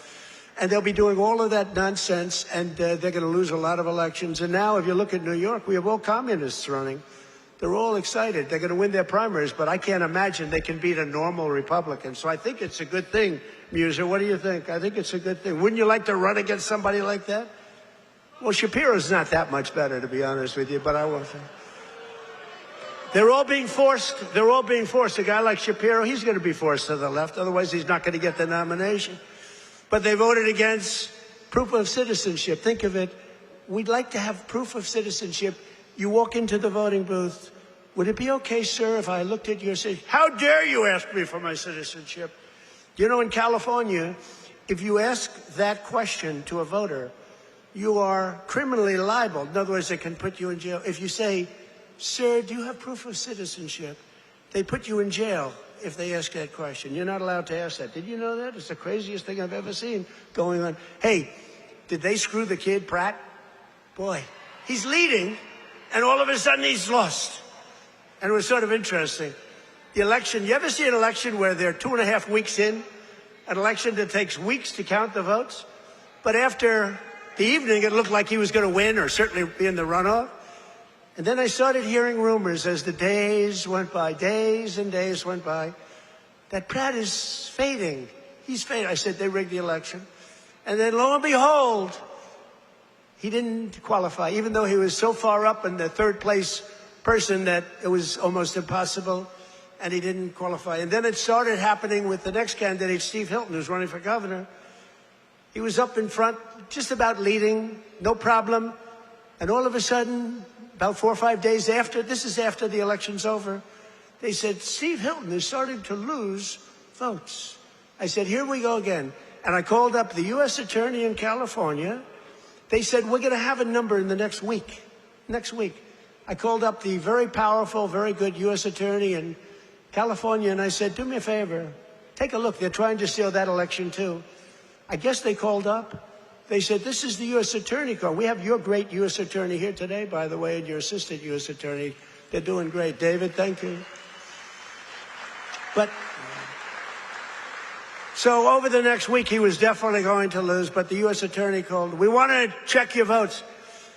About an hour after the call, ladies and gentlemen, Mr. Hilton has won. So had I not made that call, Steve Hilton would right now be watching the election from home. So I don't know, you know, he would have a great chance, but the election's totally rigged. California's totally rigged. All mail-in ballots. It's a disgrace. We got to pass the Save America Act, okay? Got to pass.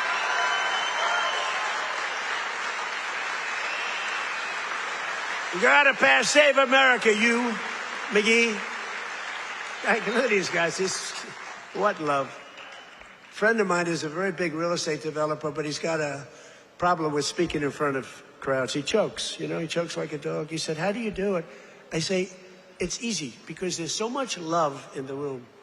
There's so much unbelievable love. It's easy to do, you know? No, he's got this tremendous fear of speaking. He said, the guy's a major player. Most of you have heard of him.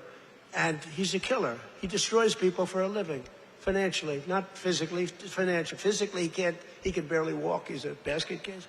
But he's up here. He's very smart. And he destroys people. He's very rich. But he can't get up in front of a crowd and talk. I said, what's wrong with you? He said, I don't know. I have a fear of crowds. Do you believe it?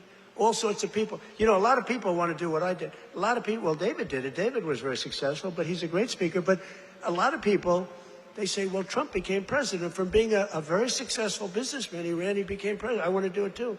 And that's when they find out that they might have the flaw of speaking, or even worse, is a terrible past. You know, the past will come out to haunt you. It's not an easy thing to do, but I love it. You know, I say it's real easy to do when you have people that love you. I guarantee, who here voted for Trump? Yeah.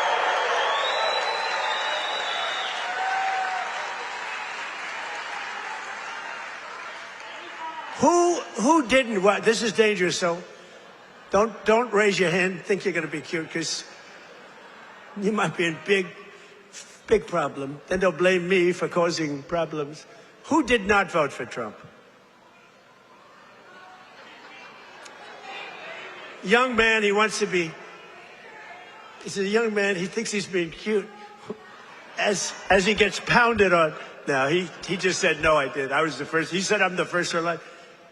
But the Democrats voted in favor of Iran having a nuclear weapon, and they voted against military spending, but I overrode that. Let me tell you, if the Democrats get in, your 15,000 trucks that Mr. Roy is looking to get are dead. They're not going to have 15,000. They're not going to have 15 trucks. They'll be back to the number I originally guessed, right? How many are you making? 15? 15,000 trucks will be down to nothing, zero. And they'll make you put electric on it, electric, so that when you're in the middle of a jungle someplace and you need a charge, where's my charging booth? As opposed to carrying a nice tank of diesel on your back, throwing it in and taking off, right? Where's my charging booth, they'll be saying. They created we created the strongest military in history, and you see that with Venezuela. Venezuela, one-day operation, great. Good army. And now we're making a lot of money with Venezuela, and Venezuela's doing great also. It's a happy country now. But it took us exactly 48 minutes to win that war. We have the greatest military in the world, 48 minutes. And we've paid for the cost of the war, wait till you hear this, 28 times already. More, but 28 times. So the cost of the war, because we brought millions of barrels of oil out, and we're getting along great. The people running it, they're our people, they're great people. And the people are happy in the country. They have smiles, they were miserable, they were starving. But they have a lot of oil under that ground. You know how you find oil in Venezuela? Just look at the ground. You'll see oil bubbling up. They have so much oil, they don't know what to do with it, but they had a bad system. They're making more money now for the country than they've ever made before, and we're making a lot of money too. But also Iran, we knocked them out. 1 week it was essentially militarily over. Much bigger country, 91 million people. And much different ideology. The ideology of the Muslims is slightly different than the ideology of the Catholics. We have the Catholics and the Muslims, slightly different. But Venezuela's been great and Iran's been great. I mean, if Iran's reasonable, if they're smart, otherwise we'll have to finish the job, which will take about maybe less than a week. But they're going to be okay, I think. They're going to do what they have to do because we want to have it done. But they voted against lower energy prices, the Democrats did, and then they went on to create the highest energy prices that we've ever had in the history of our country. People don't realize that. Much higher than ours during a war. They had the highest inflation in history.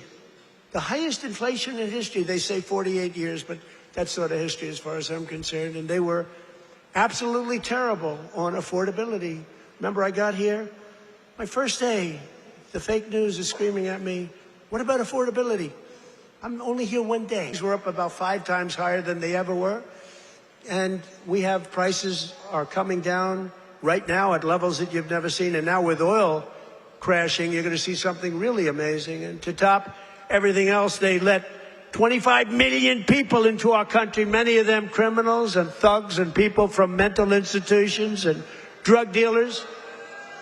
They even let 11,888 murderers into our country. Murderers, 11,888, more than 50% of which have killed more than one person. And I've gotten the worst of them out. We've gotten them out, Tom Homan and our whole group of people.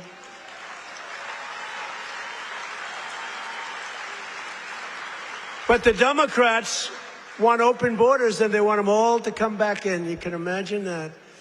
The people of this Commonwealth will never let that happen again.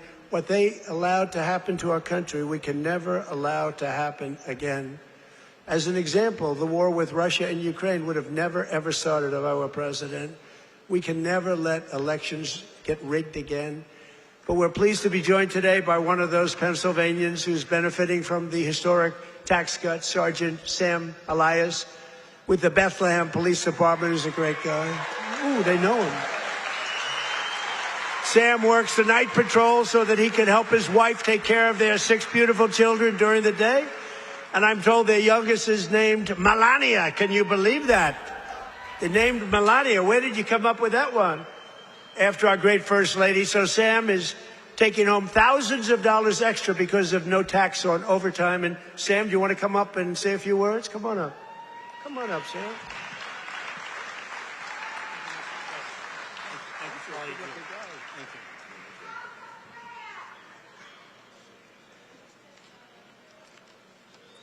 Thank you. Good afternoon, everyone. I'd like to express my appreciation to President Trump Congressman Ryan McKenzie, and the entire White House administration.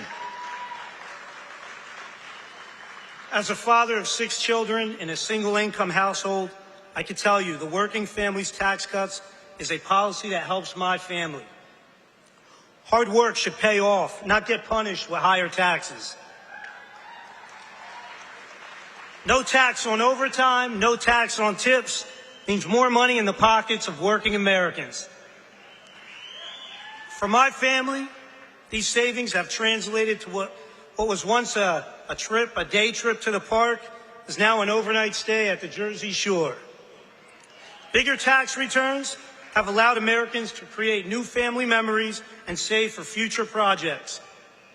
As the President said, I also work night shift as a police sergeant in the fine city of Bethlehem. Thank you.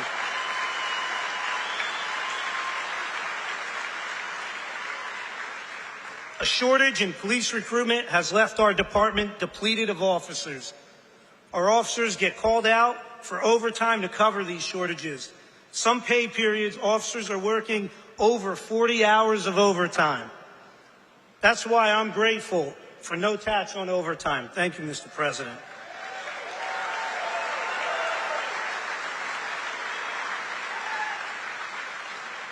I'm also thankful for the support President Trump and Congressman McKenzie have shown for law enforcement. You understand that communities thrive when we invest in public safety. Congressman McKenzie has stood strong with public safety and working families. And that's why he's been endorsed by the brothers and sisters of Bethlehem FOP Star Lodge 20.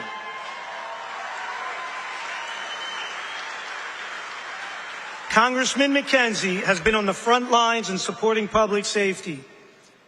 He secured $700,000 for the Bethlehem Police Department for much-needed technology and equipment upgrades at our police department, along with bringing home $1.6 million in funding for volunteer firehouses and infrastructure. Thank you, Congressman.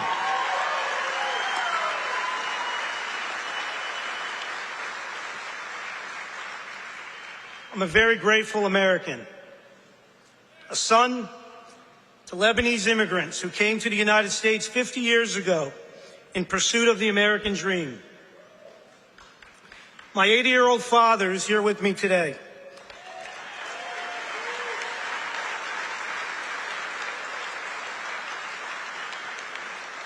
He would often tell me, work hard and it'll pay off. Well, 50 years later, thanks to President Trump and Congressman McKenzie, my father's dream has come true. I thank you for that.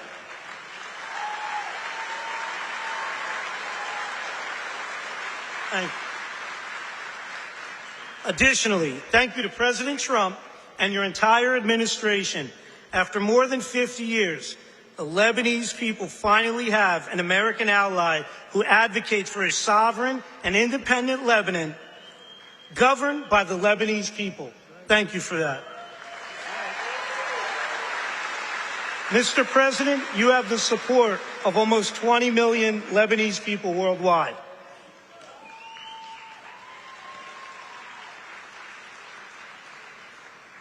Leadership is more than a title, it's action.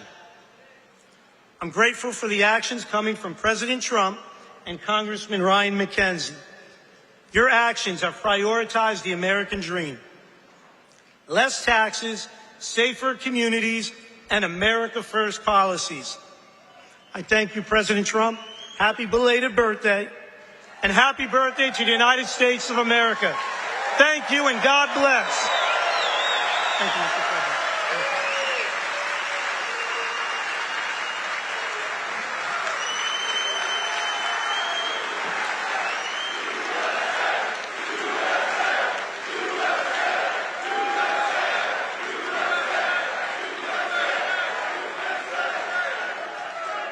Thank you very much. You know, I just looked at all these pages. I said, oh, we're in trouble.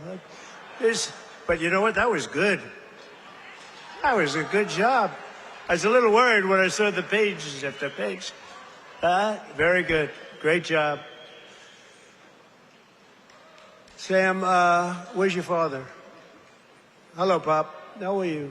Got a good boy. Got a good boy. Yeah, taking care of your people. So our administration is also delivering one historic win after another for another group that works a lot of overtime, and that's our great auto workers. We have a lot of auto workers in here today. But just as I promised, the UAW workers, and we did great with them. You know, Republicans, I don't know, for whatever reason, they don't do like I do.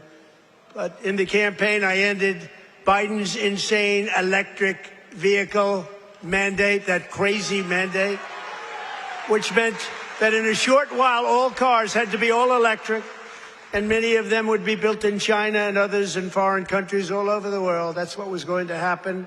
And I stopped that. I ended it in my first week in office. I ran on it. And you know what? If you like electric cars, I think that's great. I wouldn't say Elon was thrilled with what I did, but he understood that. But if you like electric cars, I think it's great. But you have to have the right to buy a regular. I mean, we have more gasoline than any country anywhere in the world if you want to have gas. If you want to have a hybrid, you can have whatever the hell you want, including electric. But I terminated Biden's disastrous fuel emission standards that would have crushed Mack trucks. Mr. Roy, your company would be crushed if I didn't do that. You wouldn't be bidding on anything, neither would anybody else. It was the most insane environmental regulations ever conceived of by man. It was totally unreasonable and ridiculous. And you can sell trucks for much less money that are now much better trucks that work, that actually work. And we made interest on auto loans, fully tax deductible, but only if you buy a car that is made in the USA. Otherwise, we're not interested. Otherwise, we're not interested. And I saved the auto manufacturing business in America. We have more auto plants being built today than we've had in 60 years, and I think maybe ever. And bigger and better. They had a big one in a certain state that I love also. I love a lot of places. And they took out this old plant, but it was big. And I said, did you redo it yet? They said, we're not redoing it. We're ripping down and building a brand new one, a beauty. You know the one I'm talking about, David. But we're pleased to be joined today by Pat McHugh, a Marine Corps veteran, a great guy, who spent 28 years with Mack Trucks. And he leads the cab assembly and serves as new product line launch leader. It's a big deal. And Pat's grandfather worked here, his dad worked here, and now his son is working here and doing well. And they know how important it is to keep manufacturing jobs in Pennsylvania. Pat, say a few words, please. Thank you, Mr. President.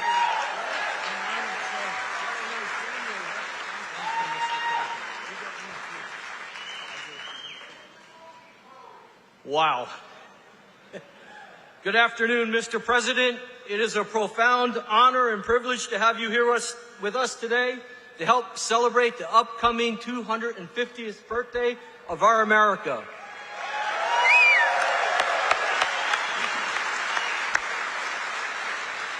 And most recently, our 125th anniversary of building Mack trucks.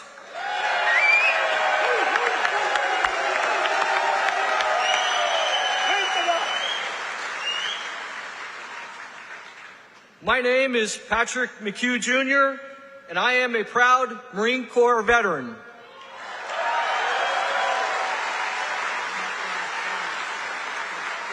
In addition to that, though, I am an even prouder Mack Truck employee.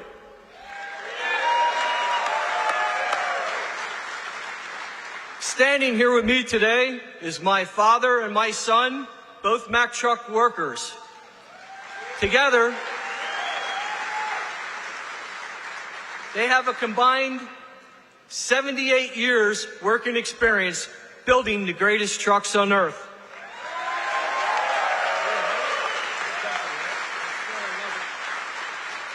You can say Mack Trucks runs in our blood. At Mack Trucks, we work hard to build the trucks that help build America. And we are proud that those trucks are built in the United States of America.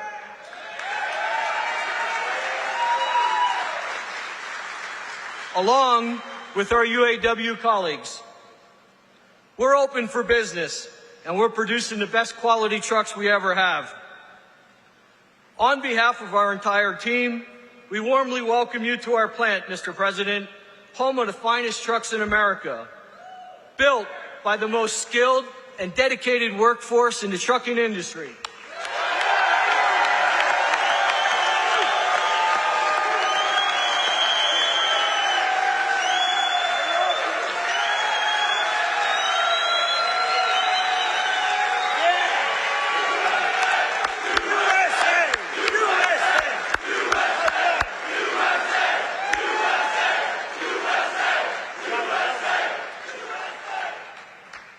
So, Mr. President, I want to say thank you for choosing to highlight Mack Trucks on your visit today, and thank you for supporting our American workforce.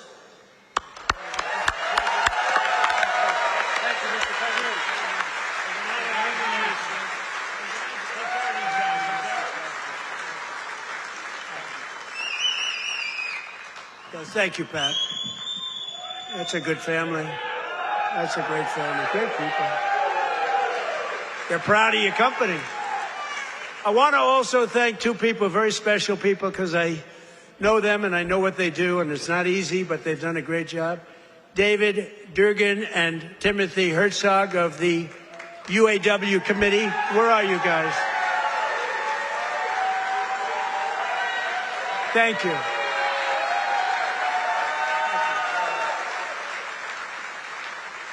They do a good job representing you. Ease up just a little bit so they can get the contract, okay? Just a little bit. Thank you, fellas. Get this congressman elected. That's what you got to do. But we're pleased to be joined also by Labor Secretary Keith Sonderling. Keith, where are you, Keith? Where's Keith? Hi, Keith. Good job. Is he treating you guys good? Is he all right?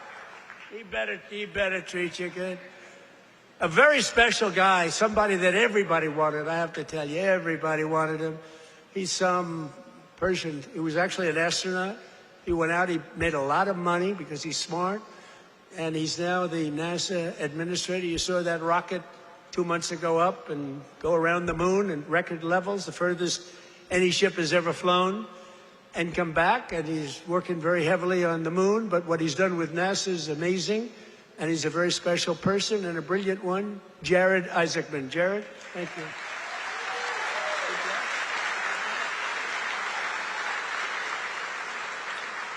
Great job.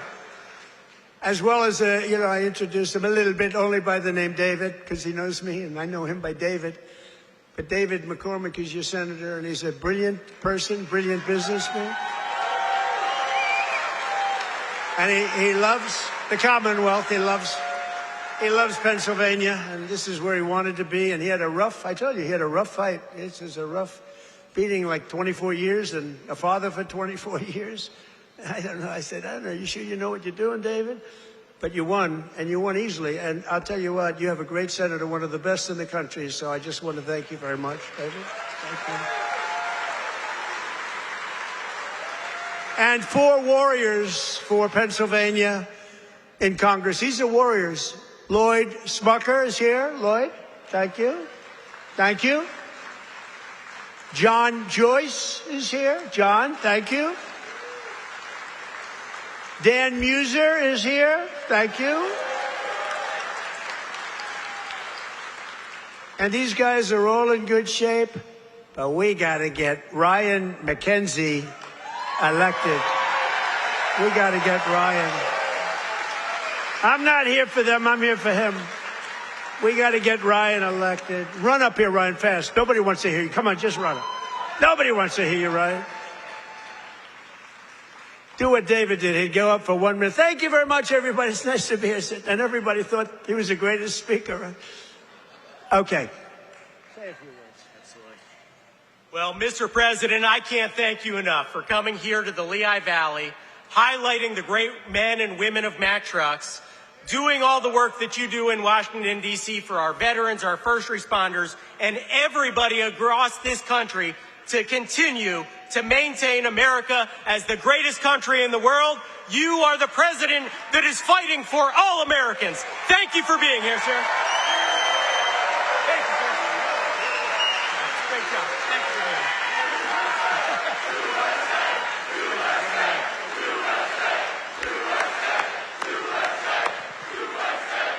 That's great. Wow, that's great. He learned something from you, David, huh? That's great. We also have one of the greatest writers anywhere in the country who knows more about the Commonwealth of Pennsylvania, I think, than anybody. She's a terrific person. Right from the beginning, she said Trump is going to win, therefore I like her.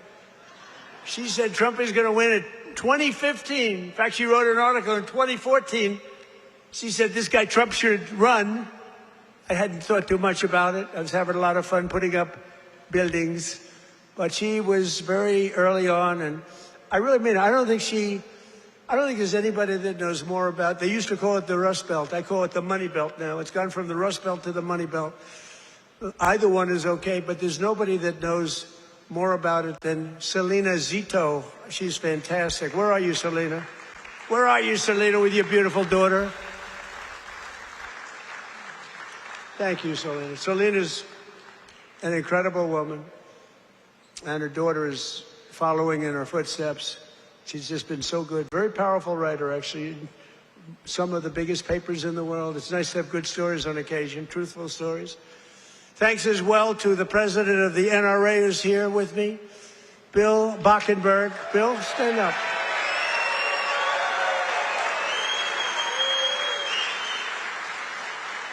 And they always give me their endorsement because I saved the Second Amendment, and you think it's easy. On occasion, it was not easy, right, Bill? But we did it. We did it with your help. And we're doing a couple of other things, working with you and your people. But I think you've done a fantastic job. The NRA, everybody, they really have been. They've been with me right from the beginning. And Bill asked me, would I support the national right to carry legislation? How do you feel about national right to carry?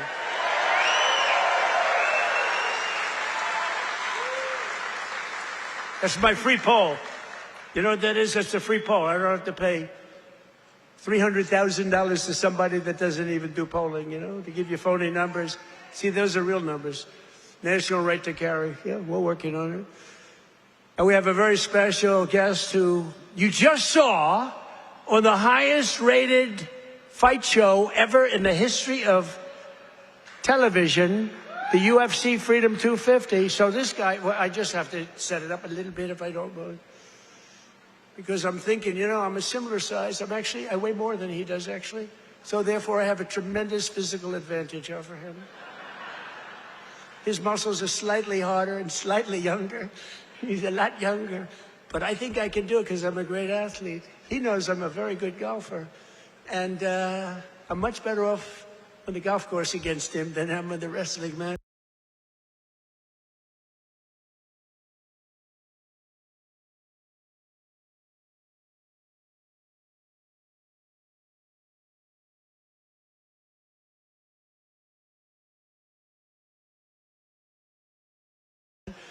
But he went virtually undefeated. I mean, he went 4 years. He was the top wrestler. His friend, Tony, who's another champion, I'll introduce you to, Tony.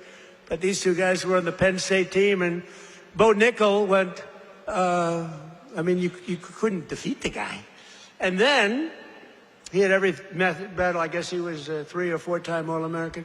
But then he turned pro and he went to the UFC. Did you find them tougher? Yes, a little different. You know, a little different, but he's won just about everything. But he had a big fight last week with a lot of pressure, with the White House in the background. And he's a guy that I like. I met him a while ago. I looked at the years. I said, man, this guy's a fighter. You can tell a lot by the years. And he told me, no, he doesn't mind the years. He likes them. It's almost a symbol. For great fighters, it's a symbol. That's why I'm worried about you, Tony. You have pretty normal ears. But I got to know Bo a little bit, and I got to root for him. And I almost felt like his father up there. His father's great, but I felt like his father, so I was nervous for the fight. And he was fighting somebody that Dana White, the great Dana White, he's a phenomenal guy. He said, no, Bo's got a tough one tonight. I said, why? Why do you do that to him? Because if you lose it this night, it was the biggest audience they've ever had, by far. The whole world watched it. The people at the White House, we had 5,000 seats around the cage we built. And we had 100,000, more than 100,000 people in the park right next door. We had the largest television audience they've ever had, by far. They said, why do you have to give him such a tough opponent? He was pretty tough. But then it happened. So Bo is known as a great wrestler because he was the best wrestler by far in college.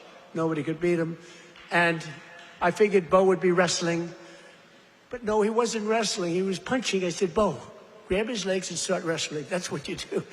But he didn't do that. He didn't listen to me. And he got a shot off that was brutal. And in the first round, right, knocked him out. He was really knocked out. Great fighter. The guy was a great fighter, is a great fighter. So I just want to thank, he's from Penn State. He loves Penn State. He is the NCAA wrestling champion. And just fantastic. And his friend, and you probably know, is also, I think you were roommates, right? That's a tough room. I wouldn't want to fight these two guys. Let's go pick on those two guys. I don't think so. But he was the heavyweight, and he lost a lot of weight. He weighed 35, 40 pounds. I asked him, how much did you wrestle? About 40 pounds heavier. In other words, you want to live, right? You decide to lose it. But he was also the champion, NCAA champion, and his name is Anthony Cassar. So come up here, fellas, because I want to just ask the audience a question. Come here. Come here, Bo. So here's my question. If I work out for the next couple of months, really work hard, lifting those weights, and really, really work, could I beat Bo or Anthony in wrestling? You're very disloyal. You're very disloyal. Say a couple of words about your fight. Thank you. Appreciate it. Wow, what an honor to be here. I think walking up here, I was almost as nervous as the fight, but it feels like a fight. Yeah, it feels like it, but this is exciting. I'm grateful to be here with everybody. So grateful to President Trump for making an event that, in my mind, never seemed possible happen. UFC Freedom 250 on the White House lawn. Unbelievable. I don't think there are too many presidents that have the courage to do something like that, and, just so unbelievable. For me, both my parents were high school teachers. My dad was a wrestling coach. My grandpa was a wrestling coach, and I grew up around sports and just competing from 5 years old, and so to be able to do something like that is a dream come true, and it's just through hard work, effort, discipline, and a lot of time in the wrestling room, a lot of time in the cage that I was able to do that. And that's really because America is the land of opportunity. And if you set your mind to something and you feel passionate about what you do, you can accomplish anything. And thank you. I don't want to take too much time, but I want to tell a quick story about the first time I met President Trump. It was in 2019 at the White House, and our team and I won the Nationals, the NCAAs, and at Penn State, we are. Let's go. And we were given the opportunity to meet President Trump, and it was really special because he took a lot of extra time to talk with us as wrestlers. I think he respected the wrestlers a lot, and I told him that when I'm done wrestling, I was going to fight, and he asked me if I needed a manager. And I thought that he has better things to do than that. But really, since then, I feel like we've had a special connection that I'm extremely grateful for. And, fast forward 7 years, I'm fighting on the White House lawn, and I turn and look at my corner, and President Trump is right next to him.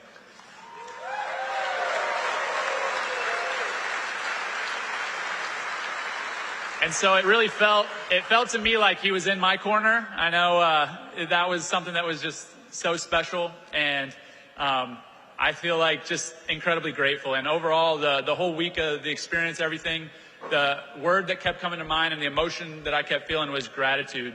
And I'm grateful for President Trump, grateful for all my friends and family and supporters, and I'm grateful to be an American, and it's the best country on earth, and God bless you all.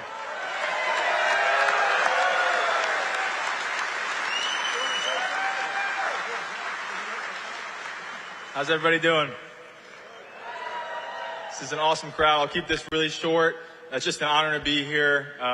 Bo and I have been roommates since our freshman year at Penn State and never could imagine this, but it's an honor to support Mr. President, this great nation, and the American workers that build the foundation of the United States of America. So as a small business owner, real estate investor, I just want to thank President Trump for the big, beautiful bill, all he's done for small business owners. And most importantly, I pray that God will continue to bless him and guide him to lead this great nation. And God bless all of us. Thank you.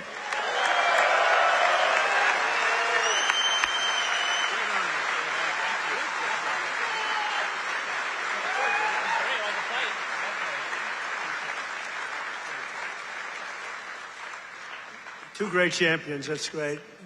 It's good to have them here, too.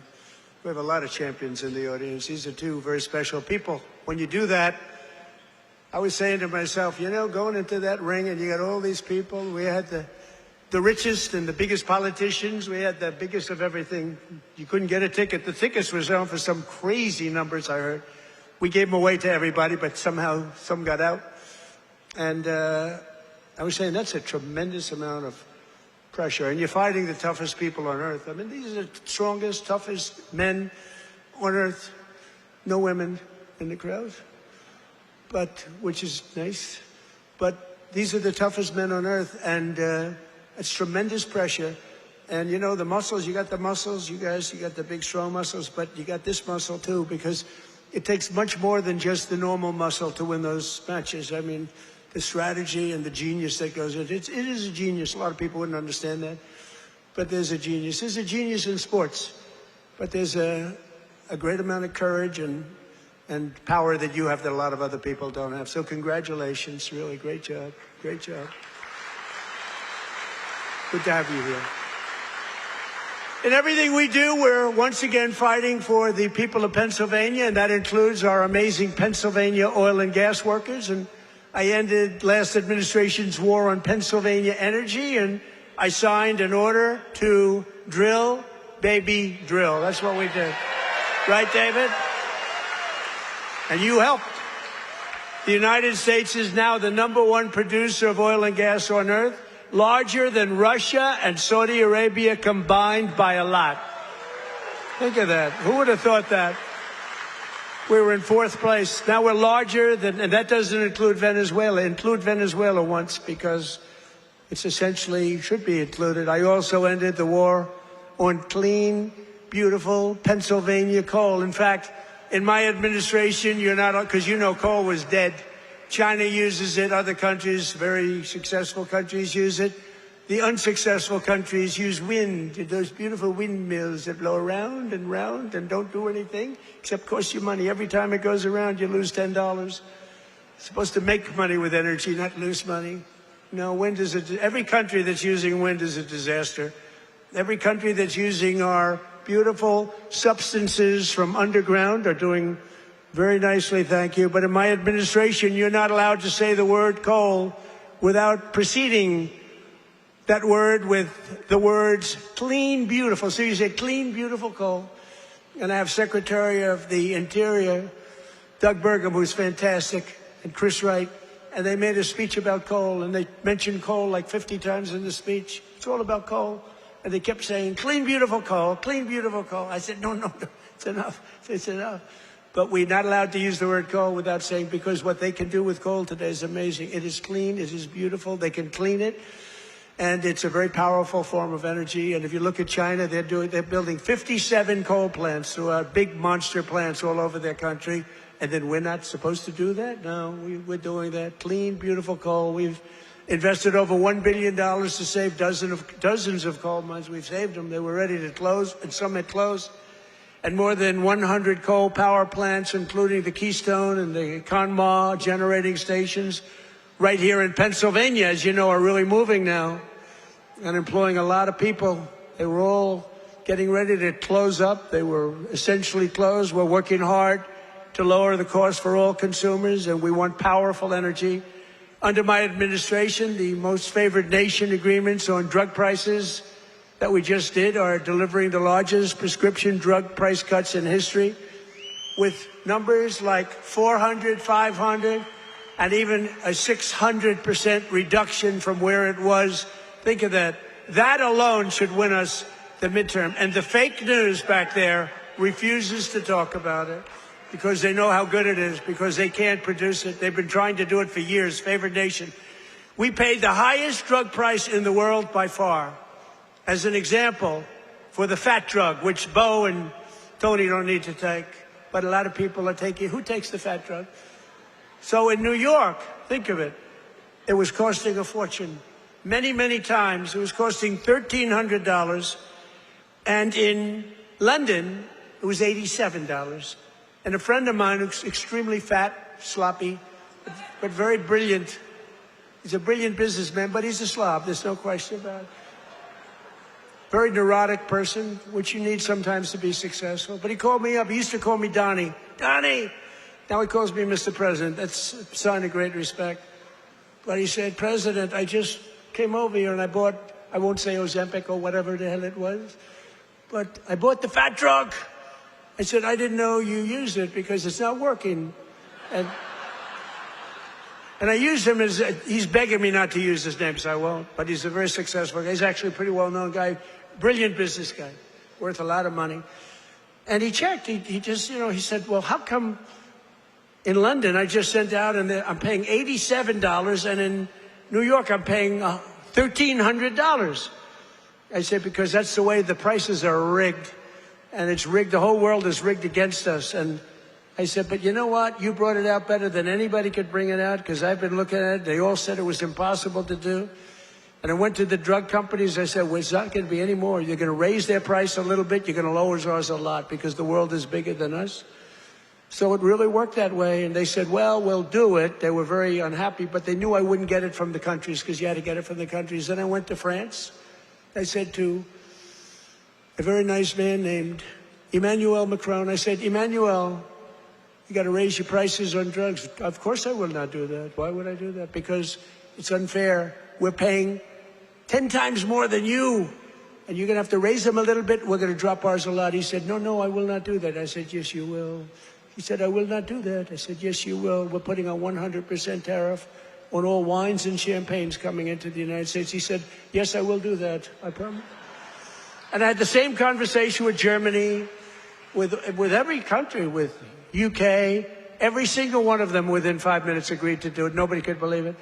And they agreed to raise their price, and we have gotten the biggest price reductions in the history of drugs, medical. Nobody's ever seen anything like it. So instead of paying $1,300, you'll be paying about $175. Nobody's ever done that before. And this is on many, many drugs. A pill that sells for $10 in London and selling for $150 in Texas, or any place, it's all the same in the United States. They basically discriminated. So now instead of $10, it goes to $20 because, again, the world is a big place. And we would bring ours down to 20, from like 150 down to 20. This is the kind of price reductions you're getting. Go to Trump.com, by the way. And I didn't name it. That was Bobby Kennedy that did it with Dr. Oz. Everyone thinks I named it. I did not name it. But that site is through the roof. And these are the biggest price reductions in the history of our country for anything having to do with drugs, prescription medicine. So that alone should win the midterms. And there's a real chance that they would end it because they're totally controlled by these foreign countries, the Democrats. So starting next week, weight loss drugs will be available for just $50. Think of that. For seniors who previously had to pay $1,200, $1,300, $1,400, couldn't pay it. Think of that. Now, they don't want to write. Look, they turn the cameras off when they talk about it because they don't want good stuff for us, because they don't want us to win elections. And why, I don't know. Why they want to have people pouring into our country, why they want to have high taxes, why they want to have all of these problems that took place over the last 4 years of the last administration, one of the worst administrations in history. But the other ones wouldn't be much better because they have all of these crazy policies. They've gone communist. But just over 1 year ago, we inherited the worst border in history, but I quickly turned it into the most secure border in the history of our country by far. Almost nobody is able to get in. And in the past 13 months, and this is a chart kept by generally Democrat people, in the past 13 months, 0 illegal aliens have been admitted into the United States. Think of that. 0. And even I find that hard to believe, but it's zero. I mean, they'd love to have it be high, but we can't do that. We have a country, and we're going to run it well. We don't want to have prisons released into our... some of these countries were emptying their prisons into the United States of America through the southern border. Prison population. Some of the countries had no prison population left. You know what that saves them?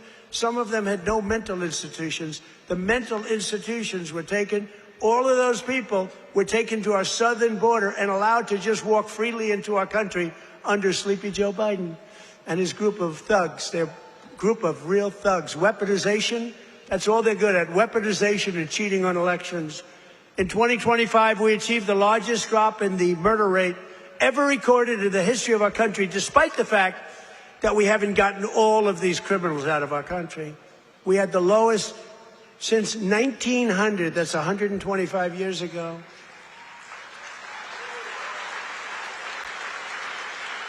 And we cut the flow of fentanyl across our border by 56%. That's a big number.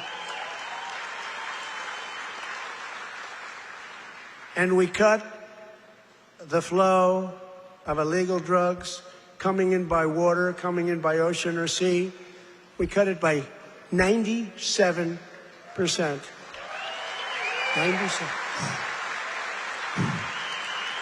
97%. It's very drastic, but people aren't traveling that way too much anymore.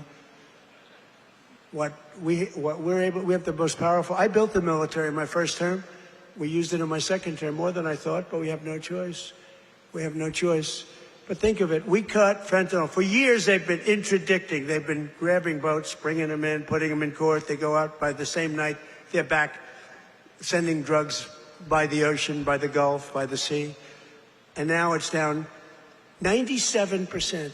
And we're looking for the 3%, because I think those 3% are more brave than Bo Nickel was any day. The 3% of the people that are willing to get into a boat to deliver drugs now, they are the bravest people perhaps anywhere in the world. But it won't happen long. But what we've done is amazing. Our military, we have the greatest military in the world. We have the greatest law enforcement in the world.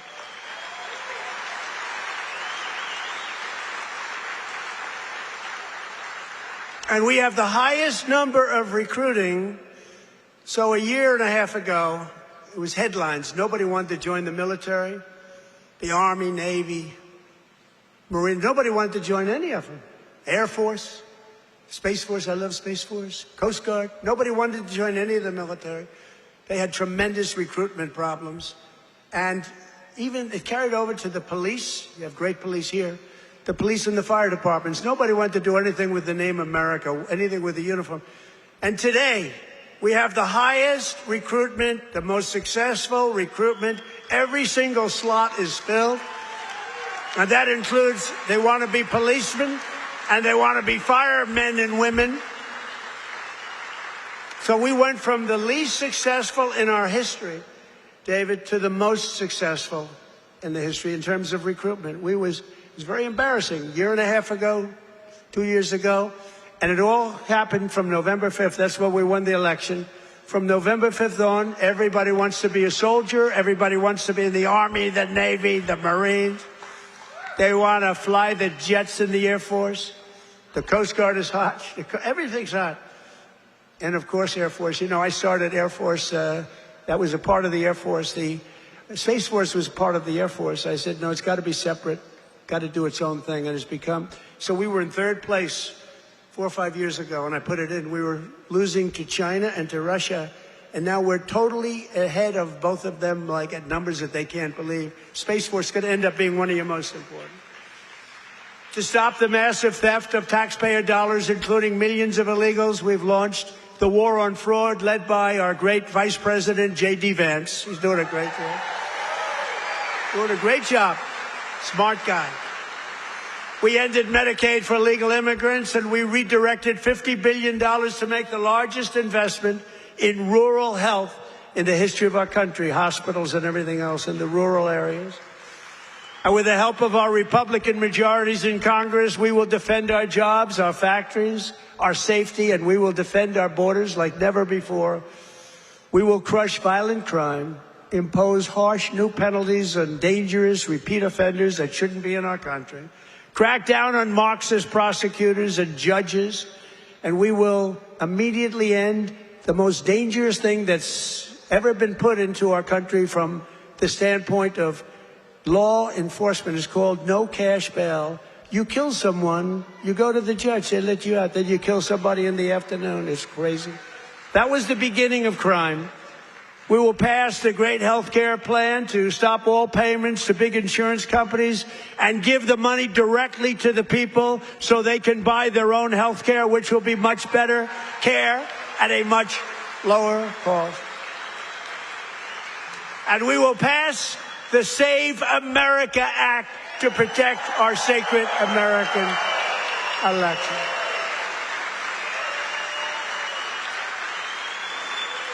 And in the Save America Act, it's very simple. All voters must show a photo, voter ID. Very nice. May we see a picture, please? All voters must provide proof of citizenship. And there will be no mail-in ballots except for illness, disability, military deployment, or travel. And we will also, in that same bill, enshrine in permanent law no men in women's sports and no transgender surgery for our children. So together with the help of patriots throughout Pennsylvania and all across the land, we will make America powerful again. We will make America wealthy again. We will make America healthy again. It's all happening. It's all happening. We will make America strong again. We will make America proud again. We will make America safe again. And we will make America great again. Thank you very much. Thank you. Thank you, Pennsylvania.